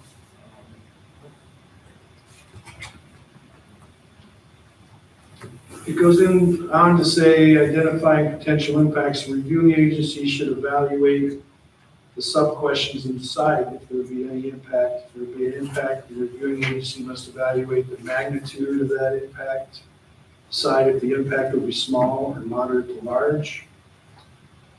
This depends on the overall scale and context of the proposed project. We can go through some of them quickly, some of the ones that apply. In your analysis, is the project site visible from a designated scenic resource? How much of the project site is visible? How much distance is there between the project and the resource? Is the visibility of the project seasonal? If so, is the project site visible at the same time of the year the public views the scenic or aesthetic resource? What general land uses exist between the project site and the scenic resource? And will the project be in sharp contrast to those land uses? So we go through kind of what they described. Repeat that last one you just said. What did I say? Will the project be in sharp contrast to surrounding land uses? They describe a small impact as, they say, the project will be partly visible, but not in sharp contrast with other existing land uses in the area. Another small impact would be the project would be partly to mostly visible, but is very far away from the scenic resource, is not in sharp contrast to existing land uses. A limited portion of the project will be visible, but from very few public accessible locations. The project will be visible, with vegetation or other factors such as distance and topography screen and soften the visibility of it. Those would be considered small impacts in accordance with the seeker workbook. Now, moderate to large impacts, Some examples of moderate to large impacts that might fall into this category are the project will be visible and is in sharp contrast with surrounding land uses by virtue of its scale, dimension, color, or height. The project is not in sharp contrast to existing land uses in the area, but is very visible.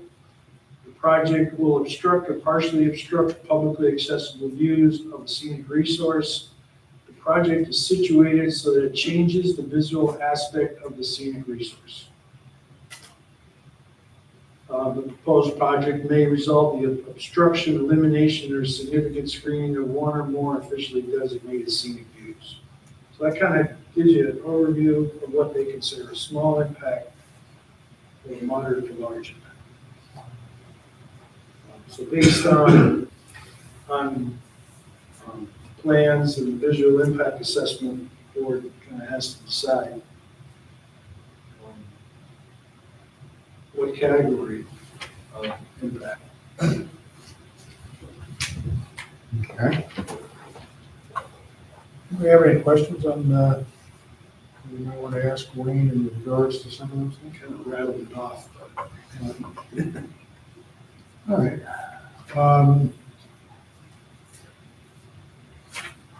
We are probably charged at this point with making a secret determination somewhere along the line. Yes, so there's been certainly review of the project application documents, the technical reports, including the visual assessment studies by Wayne's office. Those have been reviewed and commented on. I know there's been supplementary information provided by the applicant. Wayne has been reviewing all of that. So the next procedural step is making the determination of environmental significance under seeker, which is either a negative declaration, which means the board's determined that there is not the potential for any significant adverse environmental impact. So a couple of things for the board to consider when deliberating on that. Again, seeker is not designed to require analysis of all environmental impacts. It requires further analysis, meaning an environmental impact statement, if the board determines there are the potential for significant adverse environmental impacts. Also remember with visual, the touchstone under the seeker workbook that Wayne just reviewed is not that can you see the project? It's that will that view shed result in a significant adverse visual impact? Okay. Many people see many projects and it doesn't result in a significant adverse environmental impact. That's the standard, that's the touchstone. So based on Wayne's input, as well as your consideration of the application documents, the visual assessment analysis, your review of the site during your site visits, you have to determine whether there is a significant adverse environmental impact arising from the project, including impact on aesthetic resources. And Wayne will assist you in making that determination going through the questions on part 2 of the EAF. But he really does need some guidance from the board on helping to prepare a draft of that to review with you. I mean, there are many items in that part 2 that have thresholds, and if they don't meet a certain threshold, then it's deemed as a small impact or no impact. Some of them are pretty clear cut. We have clearance from SHPO, so there's no impact on archaeology or cultural resources, things like that. They've avoided all the wetlands. They're not putting any proposed development in wetlands. So things like that are pretty easy to.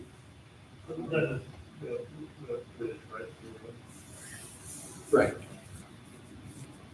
That's a small impact, and you're going to have to get a permit for that. Right. Anyway, yeah. So. There are items in the part 2 that we have to look at a little more carefully, and then would like some guidance from the board on how to proceed.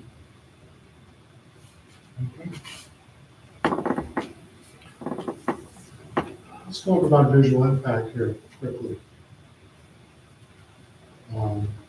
That seems to be the main concern. Absolutely.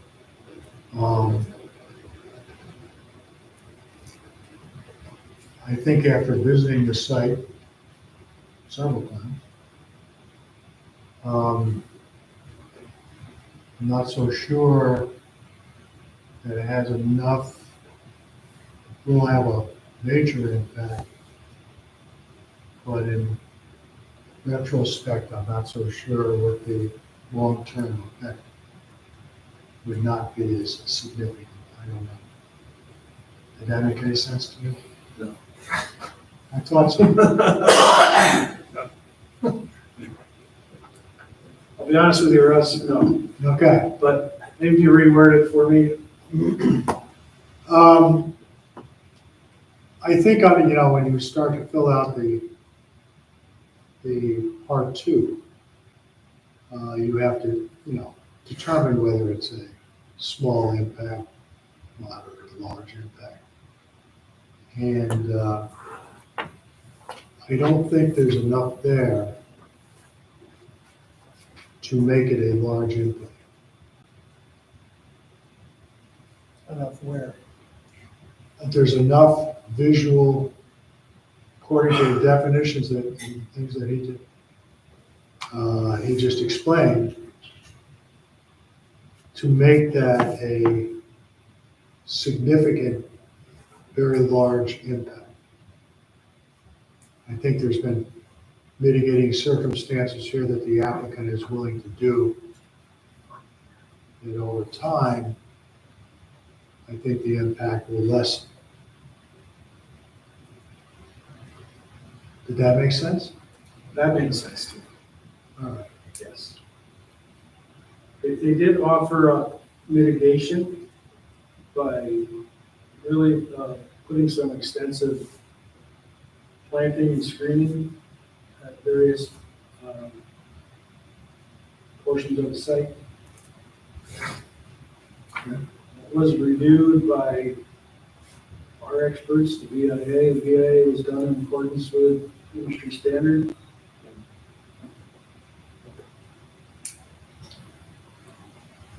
I think we're at a determination where do we proceed with a part, fill out part two, review that, and move forward from there. So Well, if I may, you may. I would like to go over some of the specific questions that are asked in part two under item Article 9. Okay.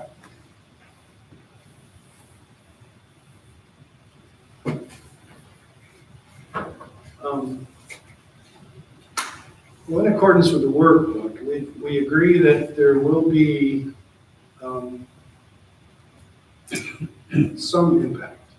We have to decide whether it's no impact, small impact, or moderate to large impact. Let me just briefly go through some of these questions and have some discussion about where we want to check off the box. Okay? Okay. The first item is the proposed action may be visible from any officially designated federal, state, or local scenic or aesthetic resource. I think we can agree that that is no.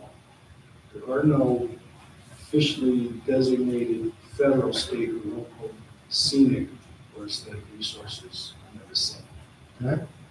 Well, it may not be officially designated. But that's certainly not. This is what seeker says. This is what the environmental guidance is saying. Officially designated federal, state, or local scenic or aesthetic resource. It's one of the most prominent pieces of land in the town, whether it's officially designated. Officially designated federal, state, or local scenic or aesthetic resource.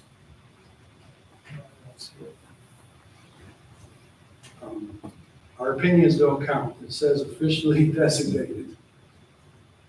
The proposed action may result in the obstruction, elimination, or significant screening of one or more officially designated scenic views. They're The answer to that is not, no. they're not doing that. They're not eliminating any. Proposed action may be visible from publicly accessible vantage points. Seasonally, screened by summer foliage but visible during other seasons or year-round. Okay. Now, I think we can agree that seasonally, the proposed action is visible from publicly accessible vantage points. Yes. Now, we have to determine whether that's a small impact or a moderate to large impact.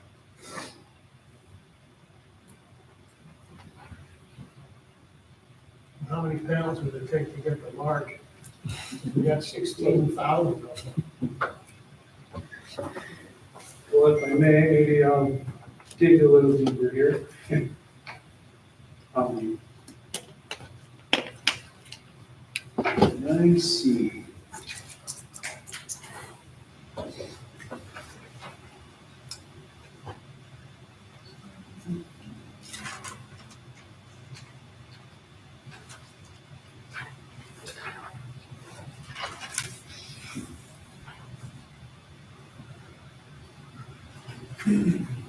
Where's C?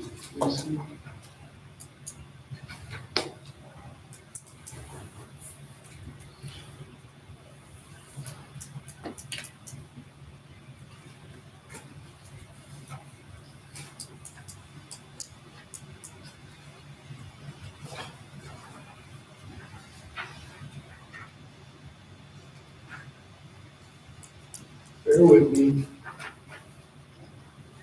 This isn't the easiest document to navigate.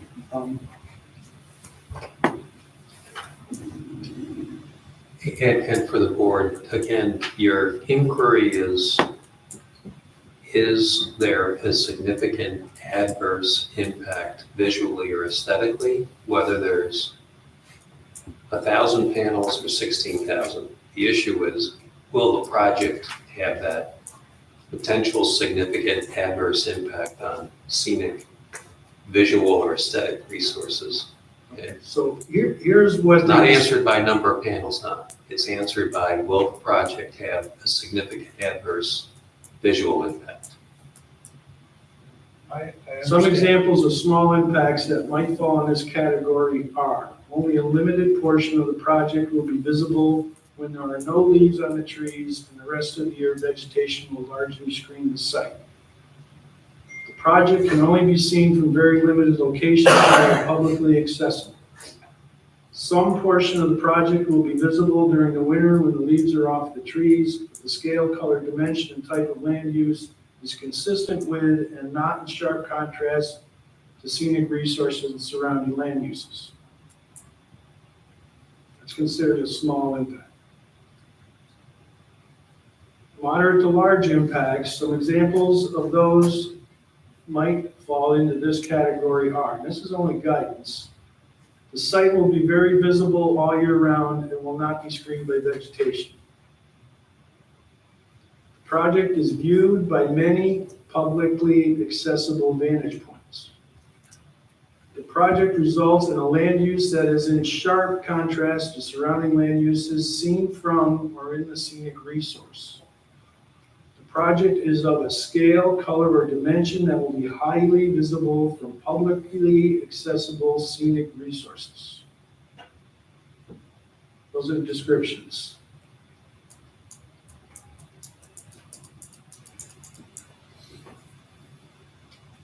And the large, Well, that's moderate to large.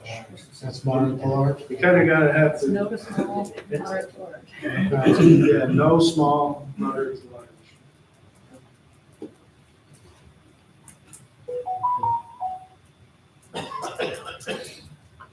All right. All right, so let me ask you this, and maybe you know, right? off the top of your head. Town Code 160-97. One of the goals of PDDs is preservation, enhancement, and limiting the unnecessary fragmentation of local natural resources such as water bodies, wetlands, forests, significant topographical and geologic features, and other areas of scenic ecological value. Additionally, significant environmental features and habitats of a proposed project, the PDD shall be preserved wherever possible. Now, you dealt with a solar project with Atlas Renewables. And you commented on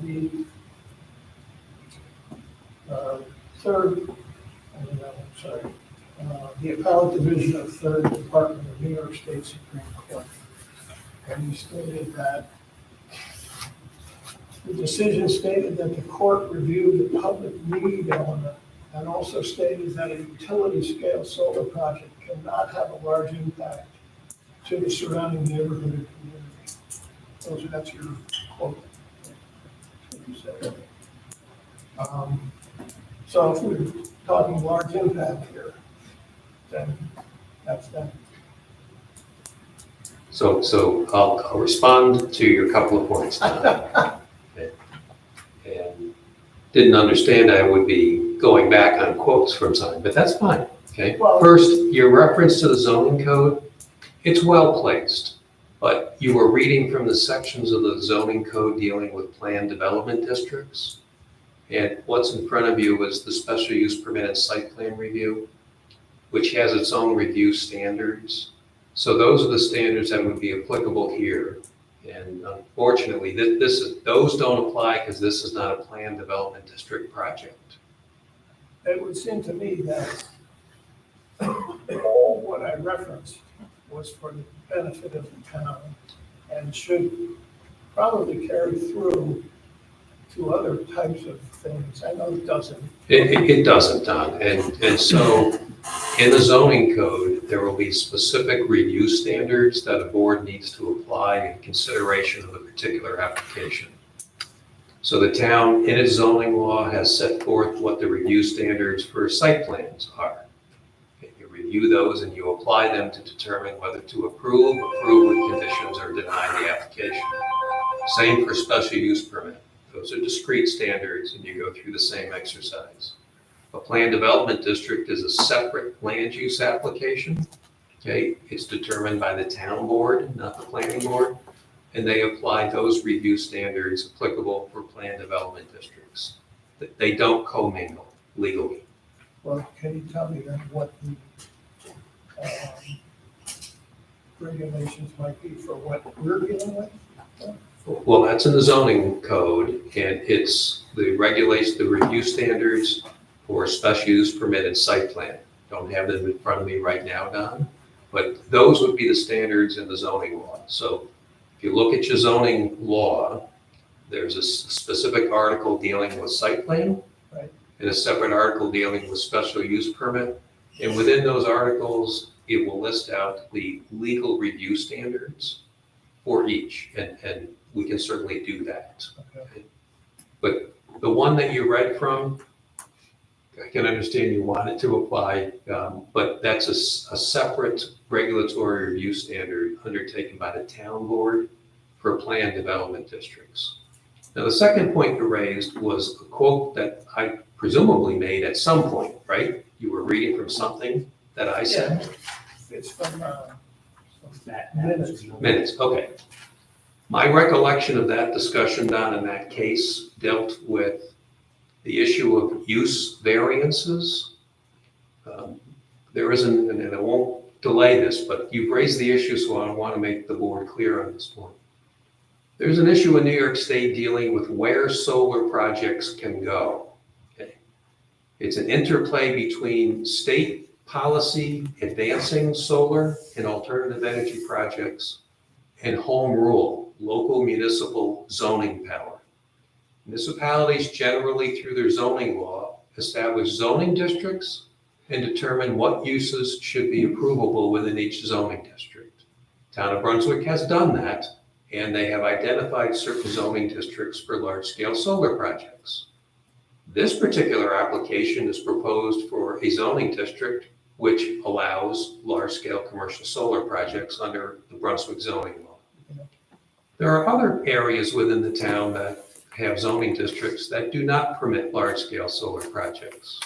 However, there have been applicants that have come to the town of Brunswick and asked for what's called a use variance in front of the zoning board of appeals, saying, even though your zoning law doesn't allow it, I would like to put a large-scale solar project in this residential district. The issue which came up was, well, wait a minute. Generally, use variances require a very difficult review standard.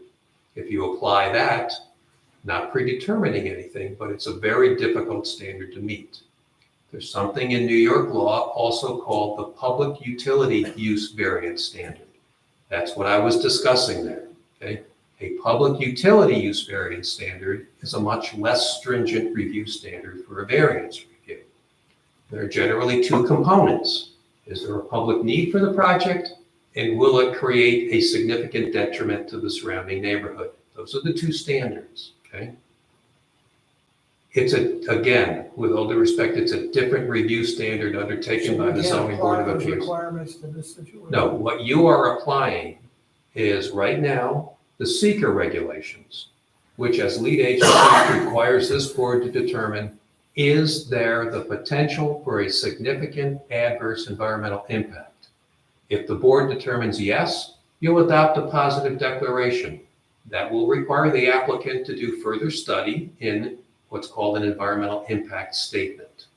But based on your review of part 2 and 3, if you determine that there is not the potential for a significant adverse environmental impact, then you'll adopt a negative declaration, and that ends the seeker review. And your underlying project review would then continue. I get it. Yeah, so that's what's being undertaken now. There'll be separate review standards for special use permit and site plan. There are review standards under seeker, which Wayne is walking you through now. And what I was referring to there was yet another review by the zoning board in conjunction with a use variance application for large-scale solar to place them within residential districts. Okay. I hate to have to go through all of that, but Thank you know, sometimes it's not good to be a lawyer, but whatever.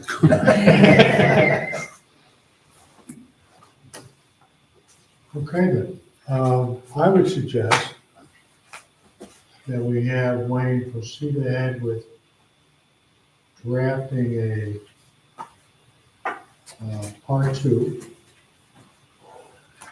and evaluate his evaluation under part 3 to determine which way we want to go. Is that a fair procedure at this point?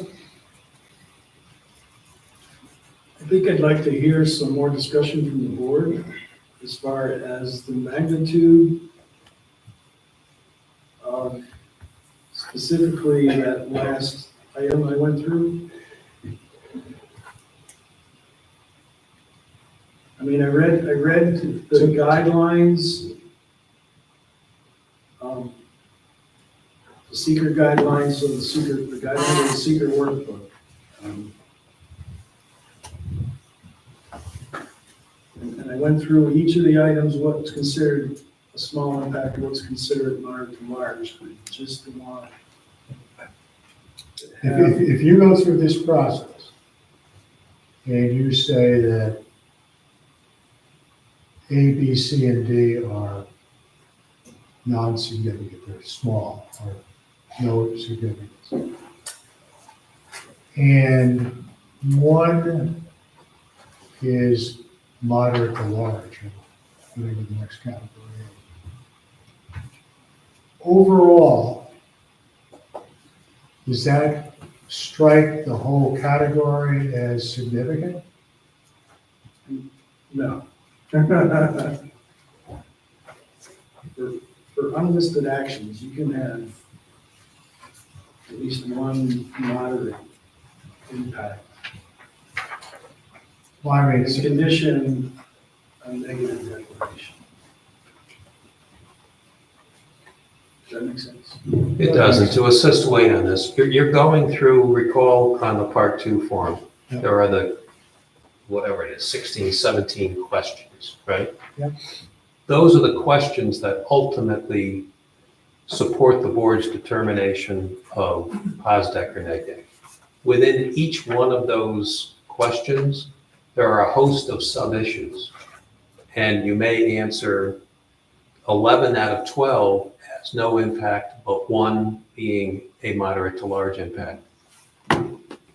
Seeker generally says you look at all of those collectively to determine whether there's a significant adverse impact on visual or aesthetic resources. So it doesn't necessarily mean that an answer to one of the sub-questions trips the legal requirement for a POSDEC, but that's within your discretion. You have to look at all of those answers collectively to determine that issue. Is there a potential significant adverse visual impact? But what I would suggest is I go through and do the part two, and then we save the part three for after I go through all the items in part two. Because ultimately, it's not my decision to make that determination. well, just so we'll make it clear, part three determines whether Well, the part three is Whether it's the a final negative or a answer. That's your final answer. yeah, it's a final answer. $1 million. I think that's, Yeah. I think based on the technical aspect of everything, involving all the regulations you have there, I suggest that you do that with the idea that you're addressing all the different definitions of all that through what you just told us. Well, that's how I always do it. Well, I know. Workbook and I just wanted to make that clear to the board. It's not my opinion, it's what. Yeah, but based, it's, sometimes it is your, based on your, collection of information, this is what this It's should. my analysis of Yes. the seeker record, essentially. I would be interested in seeing a part two draft with that in mind. Is that question the last question in that section? No. There's other ones. You want to hear them all? No, That was the most significant one, that last one. Well, what's the next one? Just, Situation or activity in which viewers are engaged while viewing the proposed action, routine travel by residents, including travel to and from work or recreational or tourism-based activities. okay, The other one is proposed action may cause a diminishment of the public enjoyment and appreciation of a designated aesthetic resource. And then there's one more question to ask. There are similar, this is an important one too. There are similar projects visible within the following distance of the proposed project. Within the what? There are similar projects visible within the following distances of the proposed project, and they go through different distances, 0 to a half a mile, a half to 3 miles, 3 to 5 miles, and 5+ miles. There are similar projects visible within. I don't remember seeing the one over Crick Road. Are there visible? Could you see Crick Road? no, but Basically, the there's similar project's on, projects, the project on 278 you can see. That's within 3 miles. you can see that. You can see the one behind the church. Yeah, you can see the one behind the church in Eagle Mills. From this site, you can see that? No, No, this, Is that what he's saying though? no. No, it's, are there other similar projects that themselves are visible within a certain distance from this site. Take It the generally site means is, drawing. are there other projects Can that you are, see the one on 278 from where? 278. You can see that field from up on top of the hill. Okay. Yeah. you can see, I can see it from my Way up on driveway. top. Okay. I can see both projects from my Right. driveway. I haven't seen the new one, but I haven't been on farm to market. You could look right in there. I don't Well, think. pretty soon we're gonna be selling them like Brookline. I think we gotta move along. All right, are we in agreement though that you will do a draft of a part two, taking into consideration all the different definitions and regulations that you, And I can distribute that to the board for review prior to the meeting. okay? All right, I suppose if you can't get can't figure out a answer, you leave it blank. That's how I got through college. No, but I mean. it's a draft, we can change it. right? Well, but if he doesn't know what to put, then don't put anything. The PE exam, you had to answer all the questions, so you can't leave them blank because you didn't get credit. Does the applicant understand what we're doing here? I do, I just Okay, good. clarify that with him. Well, I mean, my hope though is that we can come to a, obviously, I'm hoping, negative declaration at the next meeting. Our next meeting is on the 24th. Are you going to join us on the next meeting? I'll join you, again, our goal is to move this project forward. Yeah, So, believe it or not, we want to do that too. no, I know, and I. One way or also, the I other. wanted to, you know, I just want to say another thank you for the folks who took the time to come out to the site visit. I hope that it actually helped clarify. It clarified a few things with me, I know that. I can only speak for myself. I appreciate you, thank you for allowing us to do that. So we want to be here as long as it's helpful, right? So if it's for further discussion on these items, okay, hopefully we'll be at a point where the declaration can be made. But we're gonna go through the part two in the next meeting. Yeah, And so if you, just so I understand, you go through the part two at the next meeting, does that conclude with a determination or? Potentially. yeah. But definitely maybe. I can't speak for the board. Okay. Okay. Thank you all. All right, Thank you. we'll see you on the 24th. Yep.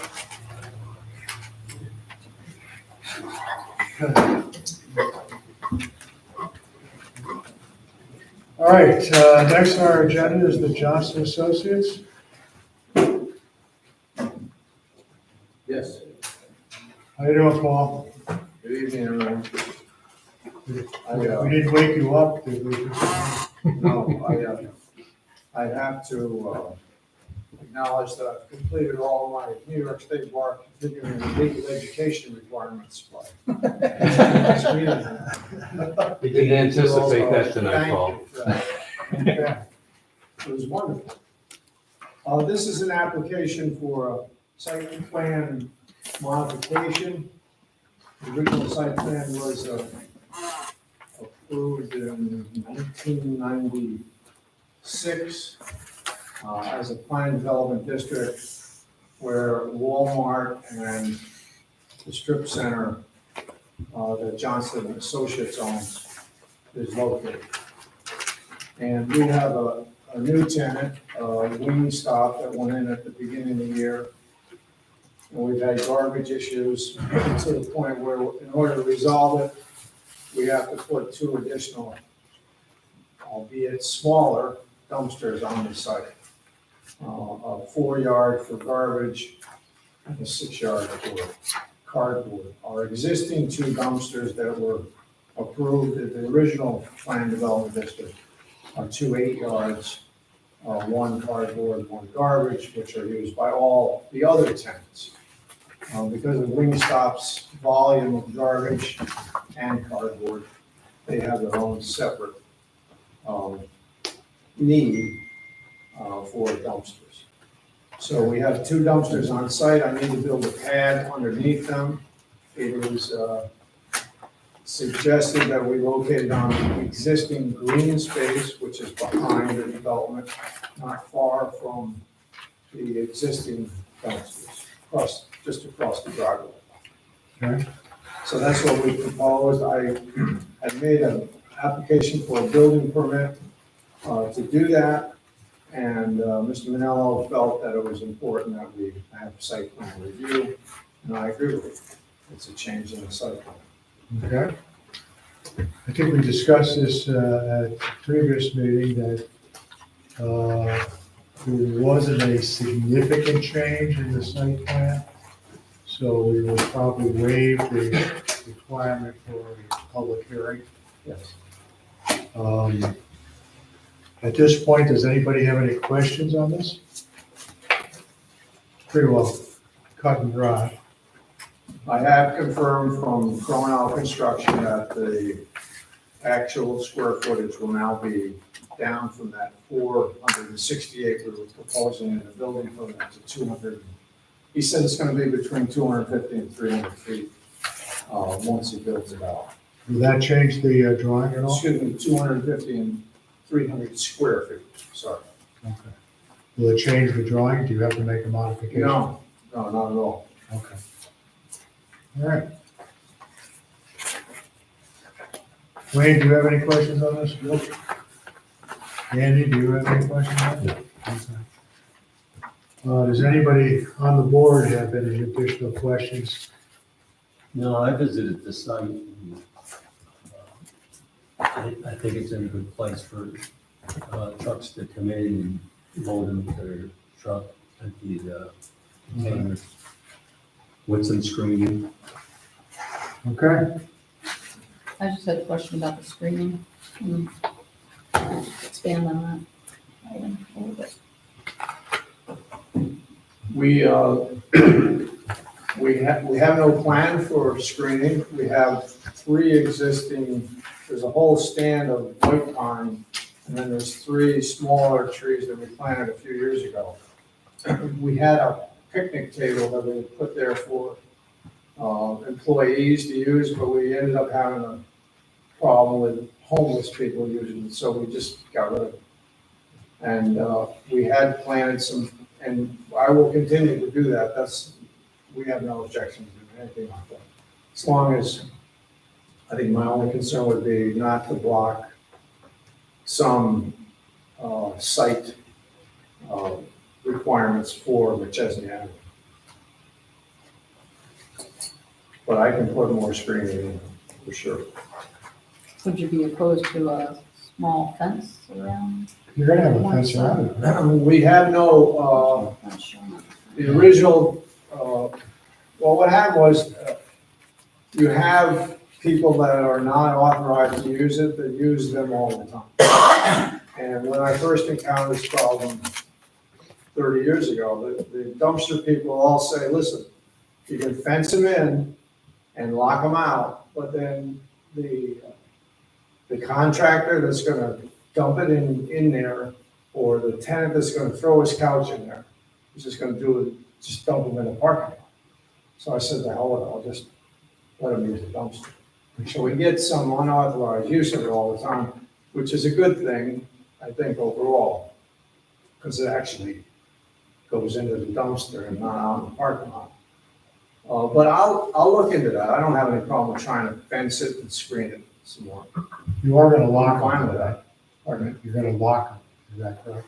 That was, the problem that came up with Mr. Murray next door is the wind blows in that direction, and all the other tenants saw, hey, we got a new dumpster, and they just started using Wingstop's dumpsters and not walking around the corner to use their own. So we now lock them, and, or Wingstop locks them, and only Wingstop uses them, and that problem seems to have gone away. Okay. Any other questions? Do we need a secret determination on this? Yes. I'll make a negative. Second. Okay, all those in favor? Aye. Any opposed? Okay, on the approval of the amendment, I guess it is. There are no conditions, I don't think. Right? Up my standpoint. So I'll make a motion to approve the amendment. I'll second. Is there any further discussion? All those in favor? Any opposed? We're all set, Paul. All right, thank you all very much. Thank you. Good night. Okay. You ready? I'm ready. Okay. Thank you. Mr. Smith, a special use permit. Yes. We were on our new business last time. We had an opportunity to look at these now, and do you have any additions to the drawing or anything? No. Nothing, it's the same? Same status quo. Okay, you're required to have a public hearing now with this. Yes, sir. So, does anybody have any questions? It's pretty clear cut. There were some questions asked when you first came before our new business. I think they were answered sufficiently. I'm all set. Okay. You have any questions for us? No, sir. And I hate to say this, this is real simple. All we gotta do is schedule a public hearing. For tonight. And I'll advise the zoning board to grant the area variance. That's right. So it's properly in front of the planning board for consideration of the special use permit. Okay. Then the application is deemed complete for a public hearing. Okay. I forgot all about that. So, we can schedule the public hearing. And we can do it at our next meeting because we have the sufficient time now to properly notice it. And that would put you in the front of the agenda. That would be great. How's that? Okay, so we'll have a public hearing scheduled for Tuesday, the 24th of June at 7 o'clock. You'll be first on the agenda. And sorry for the film outburst, that was the Sal beating James Bill DeWitt in the first round of the state finals in baseball. Oh, there you go. Okay. And now we have Crown Castle. It must be you. Okay. My name is Don Carpenter. I apologize for my outburst earlier. I live in a town called Parma. It's a very similar project with a DEC mining permit.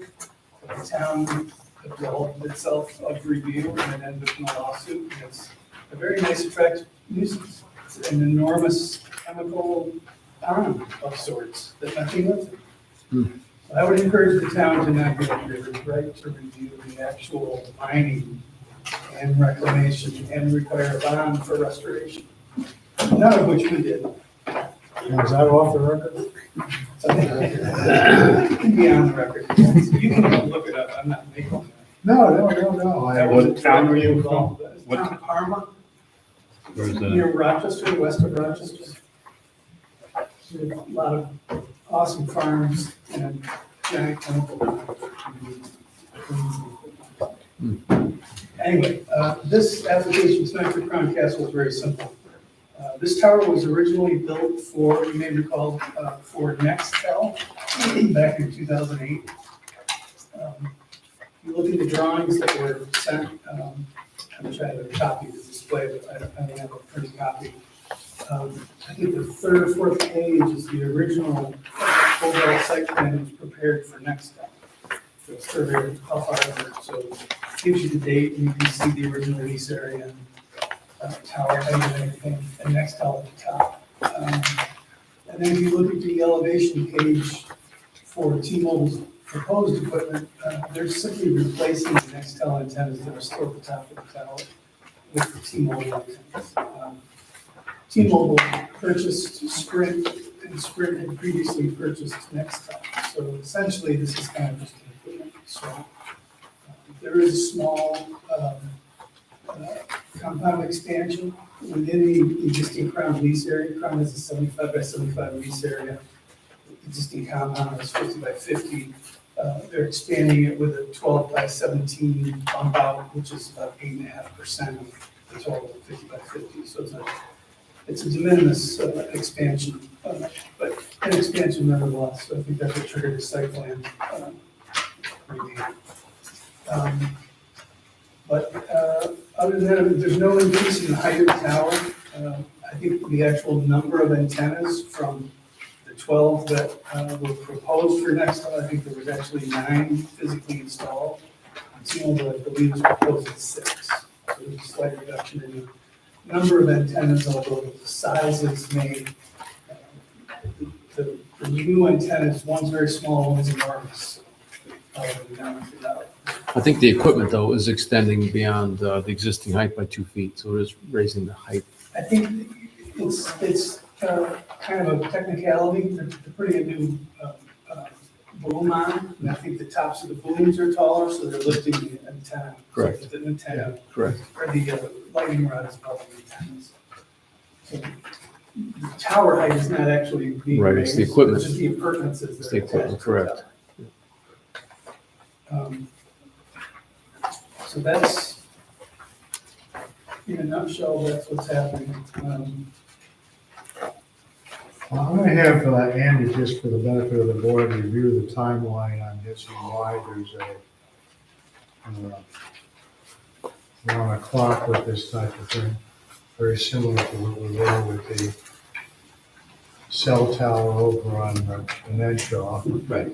So very briefly, this is Federal Telecommunications Act and FCC regulations, and if this is determined to be a non-significant modification to an existing facility, certain timeframes kick in.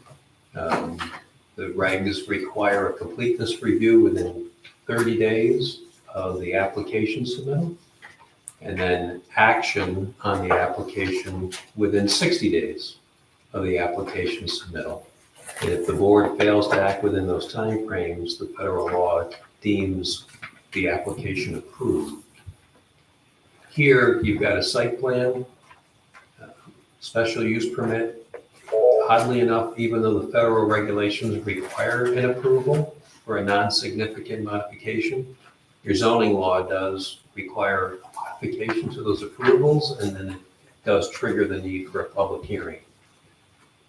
How you've handled these in the past is that you have scheduled the public hearing within the 60 days, you've held it, and then you've acted. So that's procedurally available to you. We've got a meeting on June 24th. You could consider a public hearing at that meeting. That's within the 60-day timeframe from the May 1 submittal. And you would need to not only entertain the public hearing, but act prior to June 30th. If you fail to act before June 30th, as a matter of federal law, the application will be deemed approved. Okay, so it sounds like we're pretty well locked in if we want to do any type of action on this, to schedule the public hearing for June 24th. There'd be a second public hearing, obviously, so usually we would schedule you for like 7:15. And then it would be second on the agenda. Okay.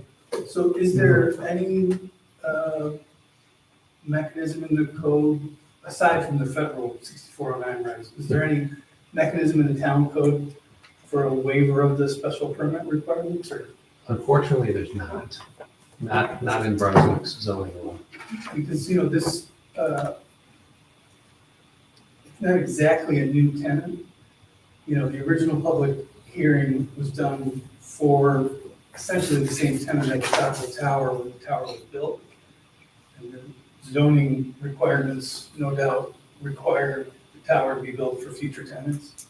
So really, we're just adhering to the original requirements of the special permit. But Here's a copy of our zoning law, if you'd like to read it.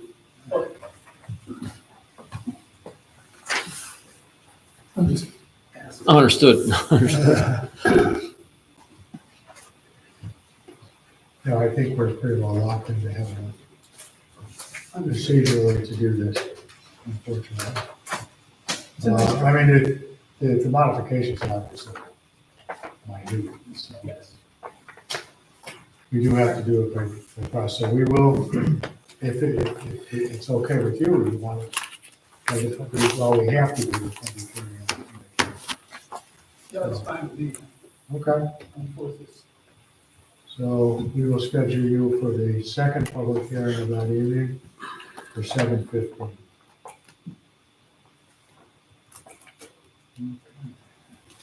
Now, before the applicant goes, does anybody have any questions?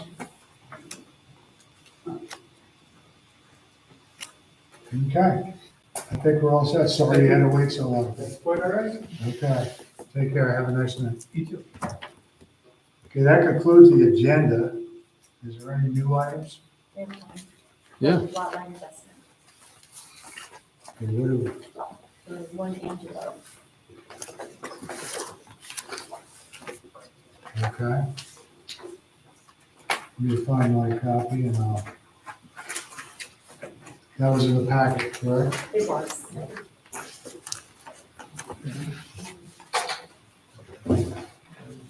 Okay, this is from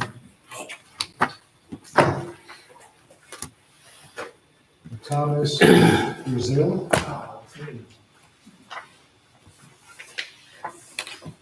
That's you, huh? Thomas Brazil, 1 Angelo Drive, Okay, buying an acre of land off my neighbor, Paul Mueller. I have all the new proposed lot line adjustments in front of you guys, and we're just looking for approval so we can move forward with the purchase. okay.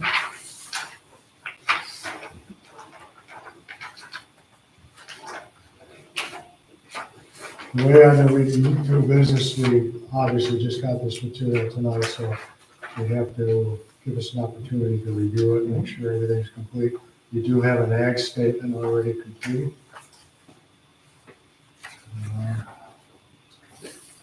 And I'm sure the building department went through this with you, so I'm sure it's all together.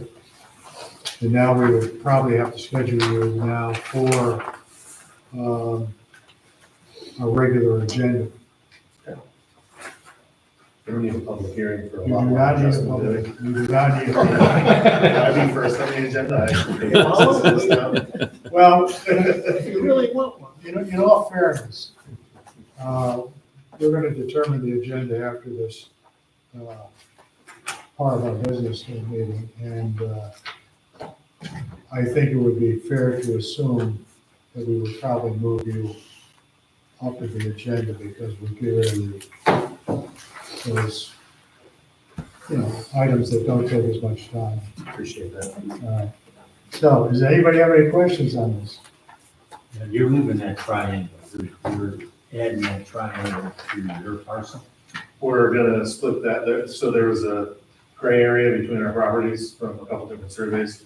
We decided to split that area between us, and then I'll purchase the acre from them. We're gonna handle that during the closings and all the new, wordings for our properties. We'll kind of have all that put together in the new descriptions. Will coincide with that. Now, that shed, was there a second? The shed's gone. Okay, We're building a garage, that's why we're purchasing the property from the dealers. We were gonna get a zoning variance, to have a lot put it closer to our existing lot line. But then, Paul agreed to sell me an acre of land so we can actually do what we want with it. all right, I don't have any other questions. We can put you on our agenda for our next meeting on the 24th, you're available. Is it the 24th or 26th? 24th, 24th. Okay. It's actually a Tuesday. Yep, I'm good with that. This is just above the storage unit, right? Yes, I'm just behind the storage units, yep. All right, well, stick around for a second.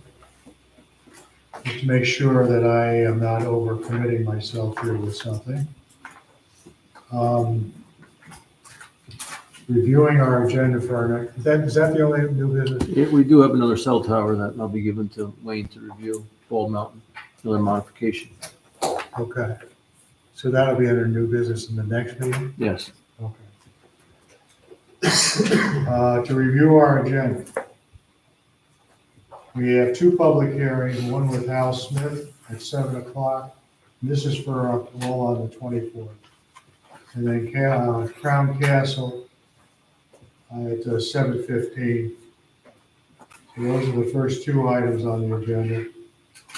We'll put Brazil, is it? Brazil. Brazil? Yeah, Brazil. Mr. Brazil, third on the agenda, followed by Toledo, Paramount, and CVE. Everybody got, is there any other items that I missed? Okay. So, Very good. you'll be third. Sounds good. Okay, Thank you very much. Have a good night. thank you. Okay, is there any old business? Does everybody want to go home? Okay, I'll make a 2 hours motion ago. to adjourn. Second. All those in favor? Aye.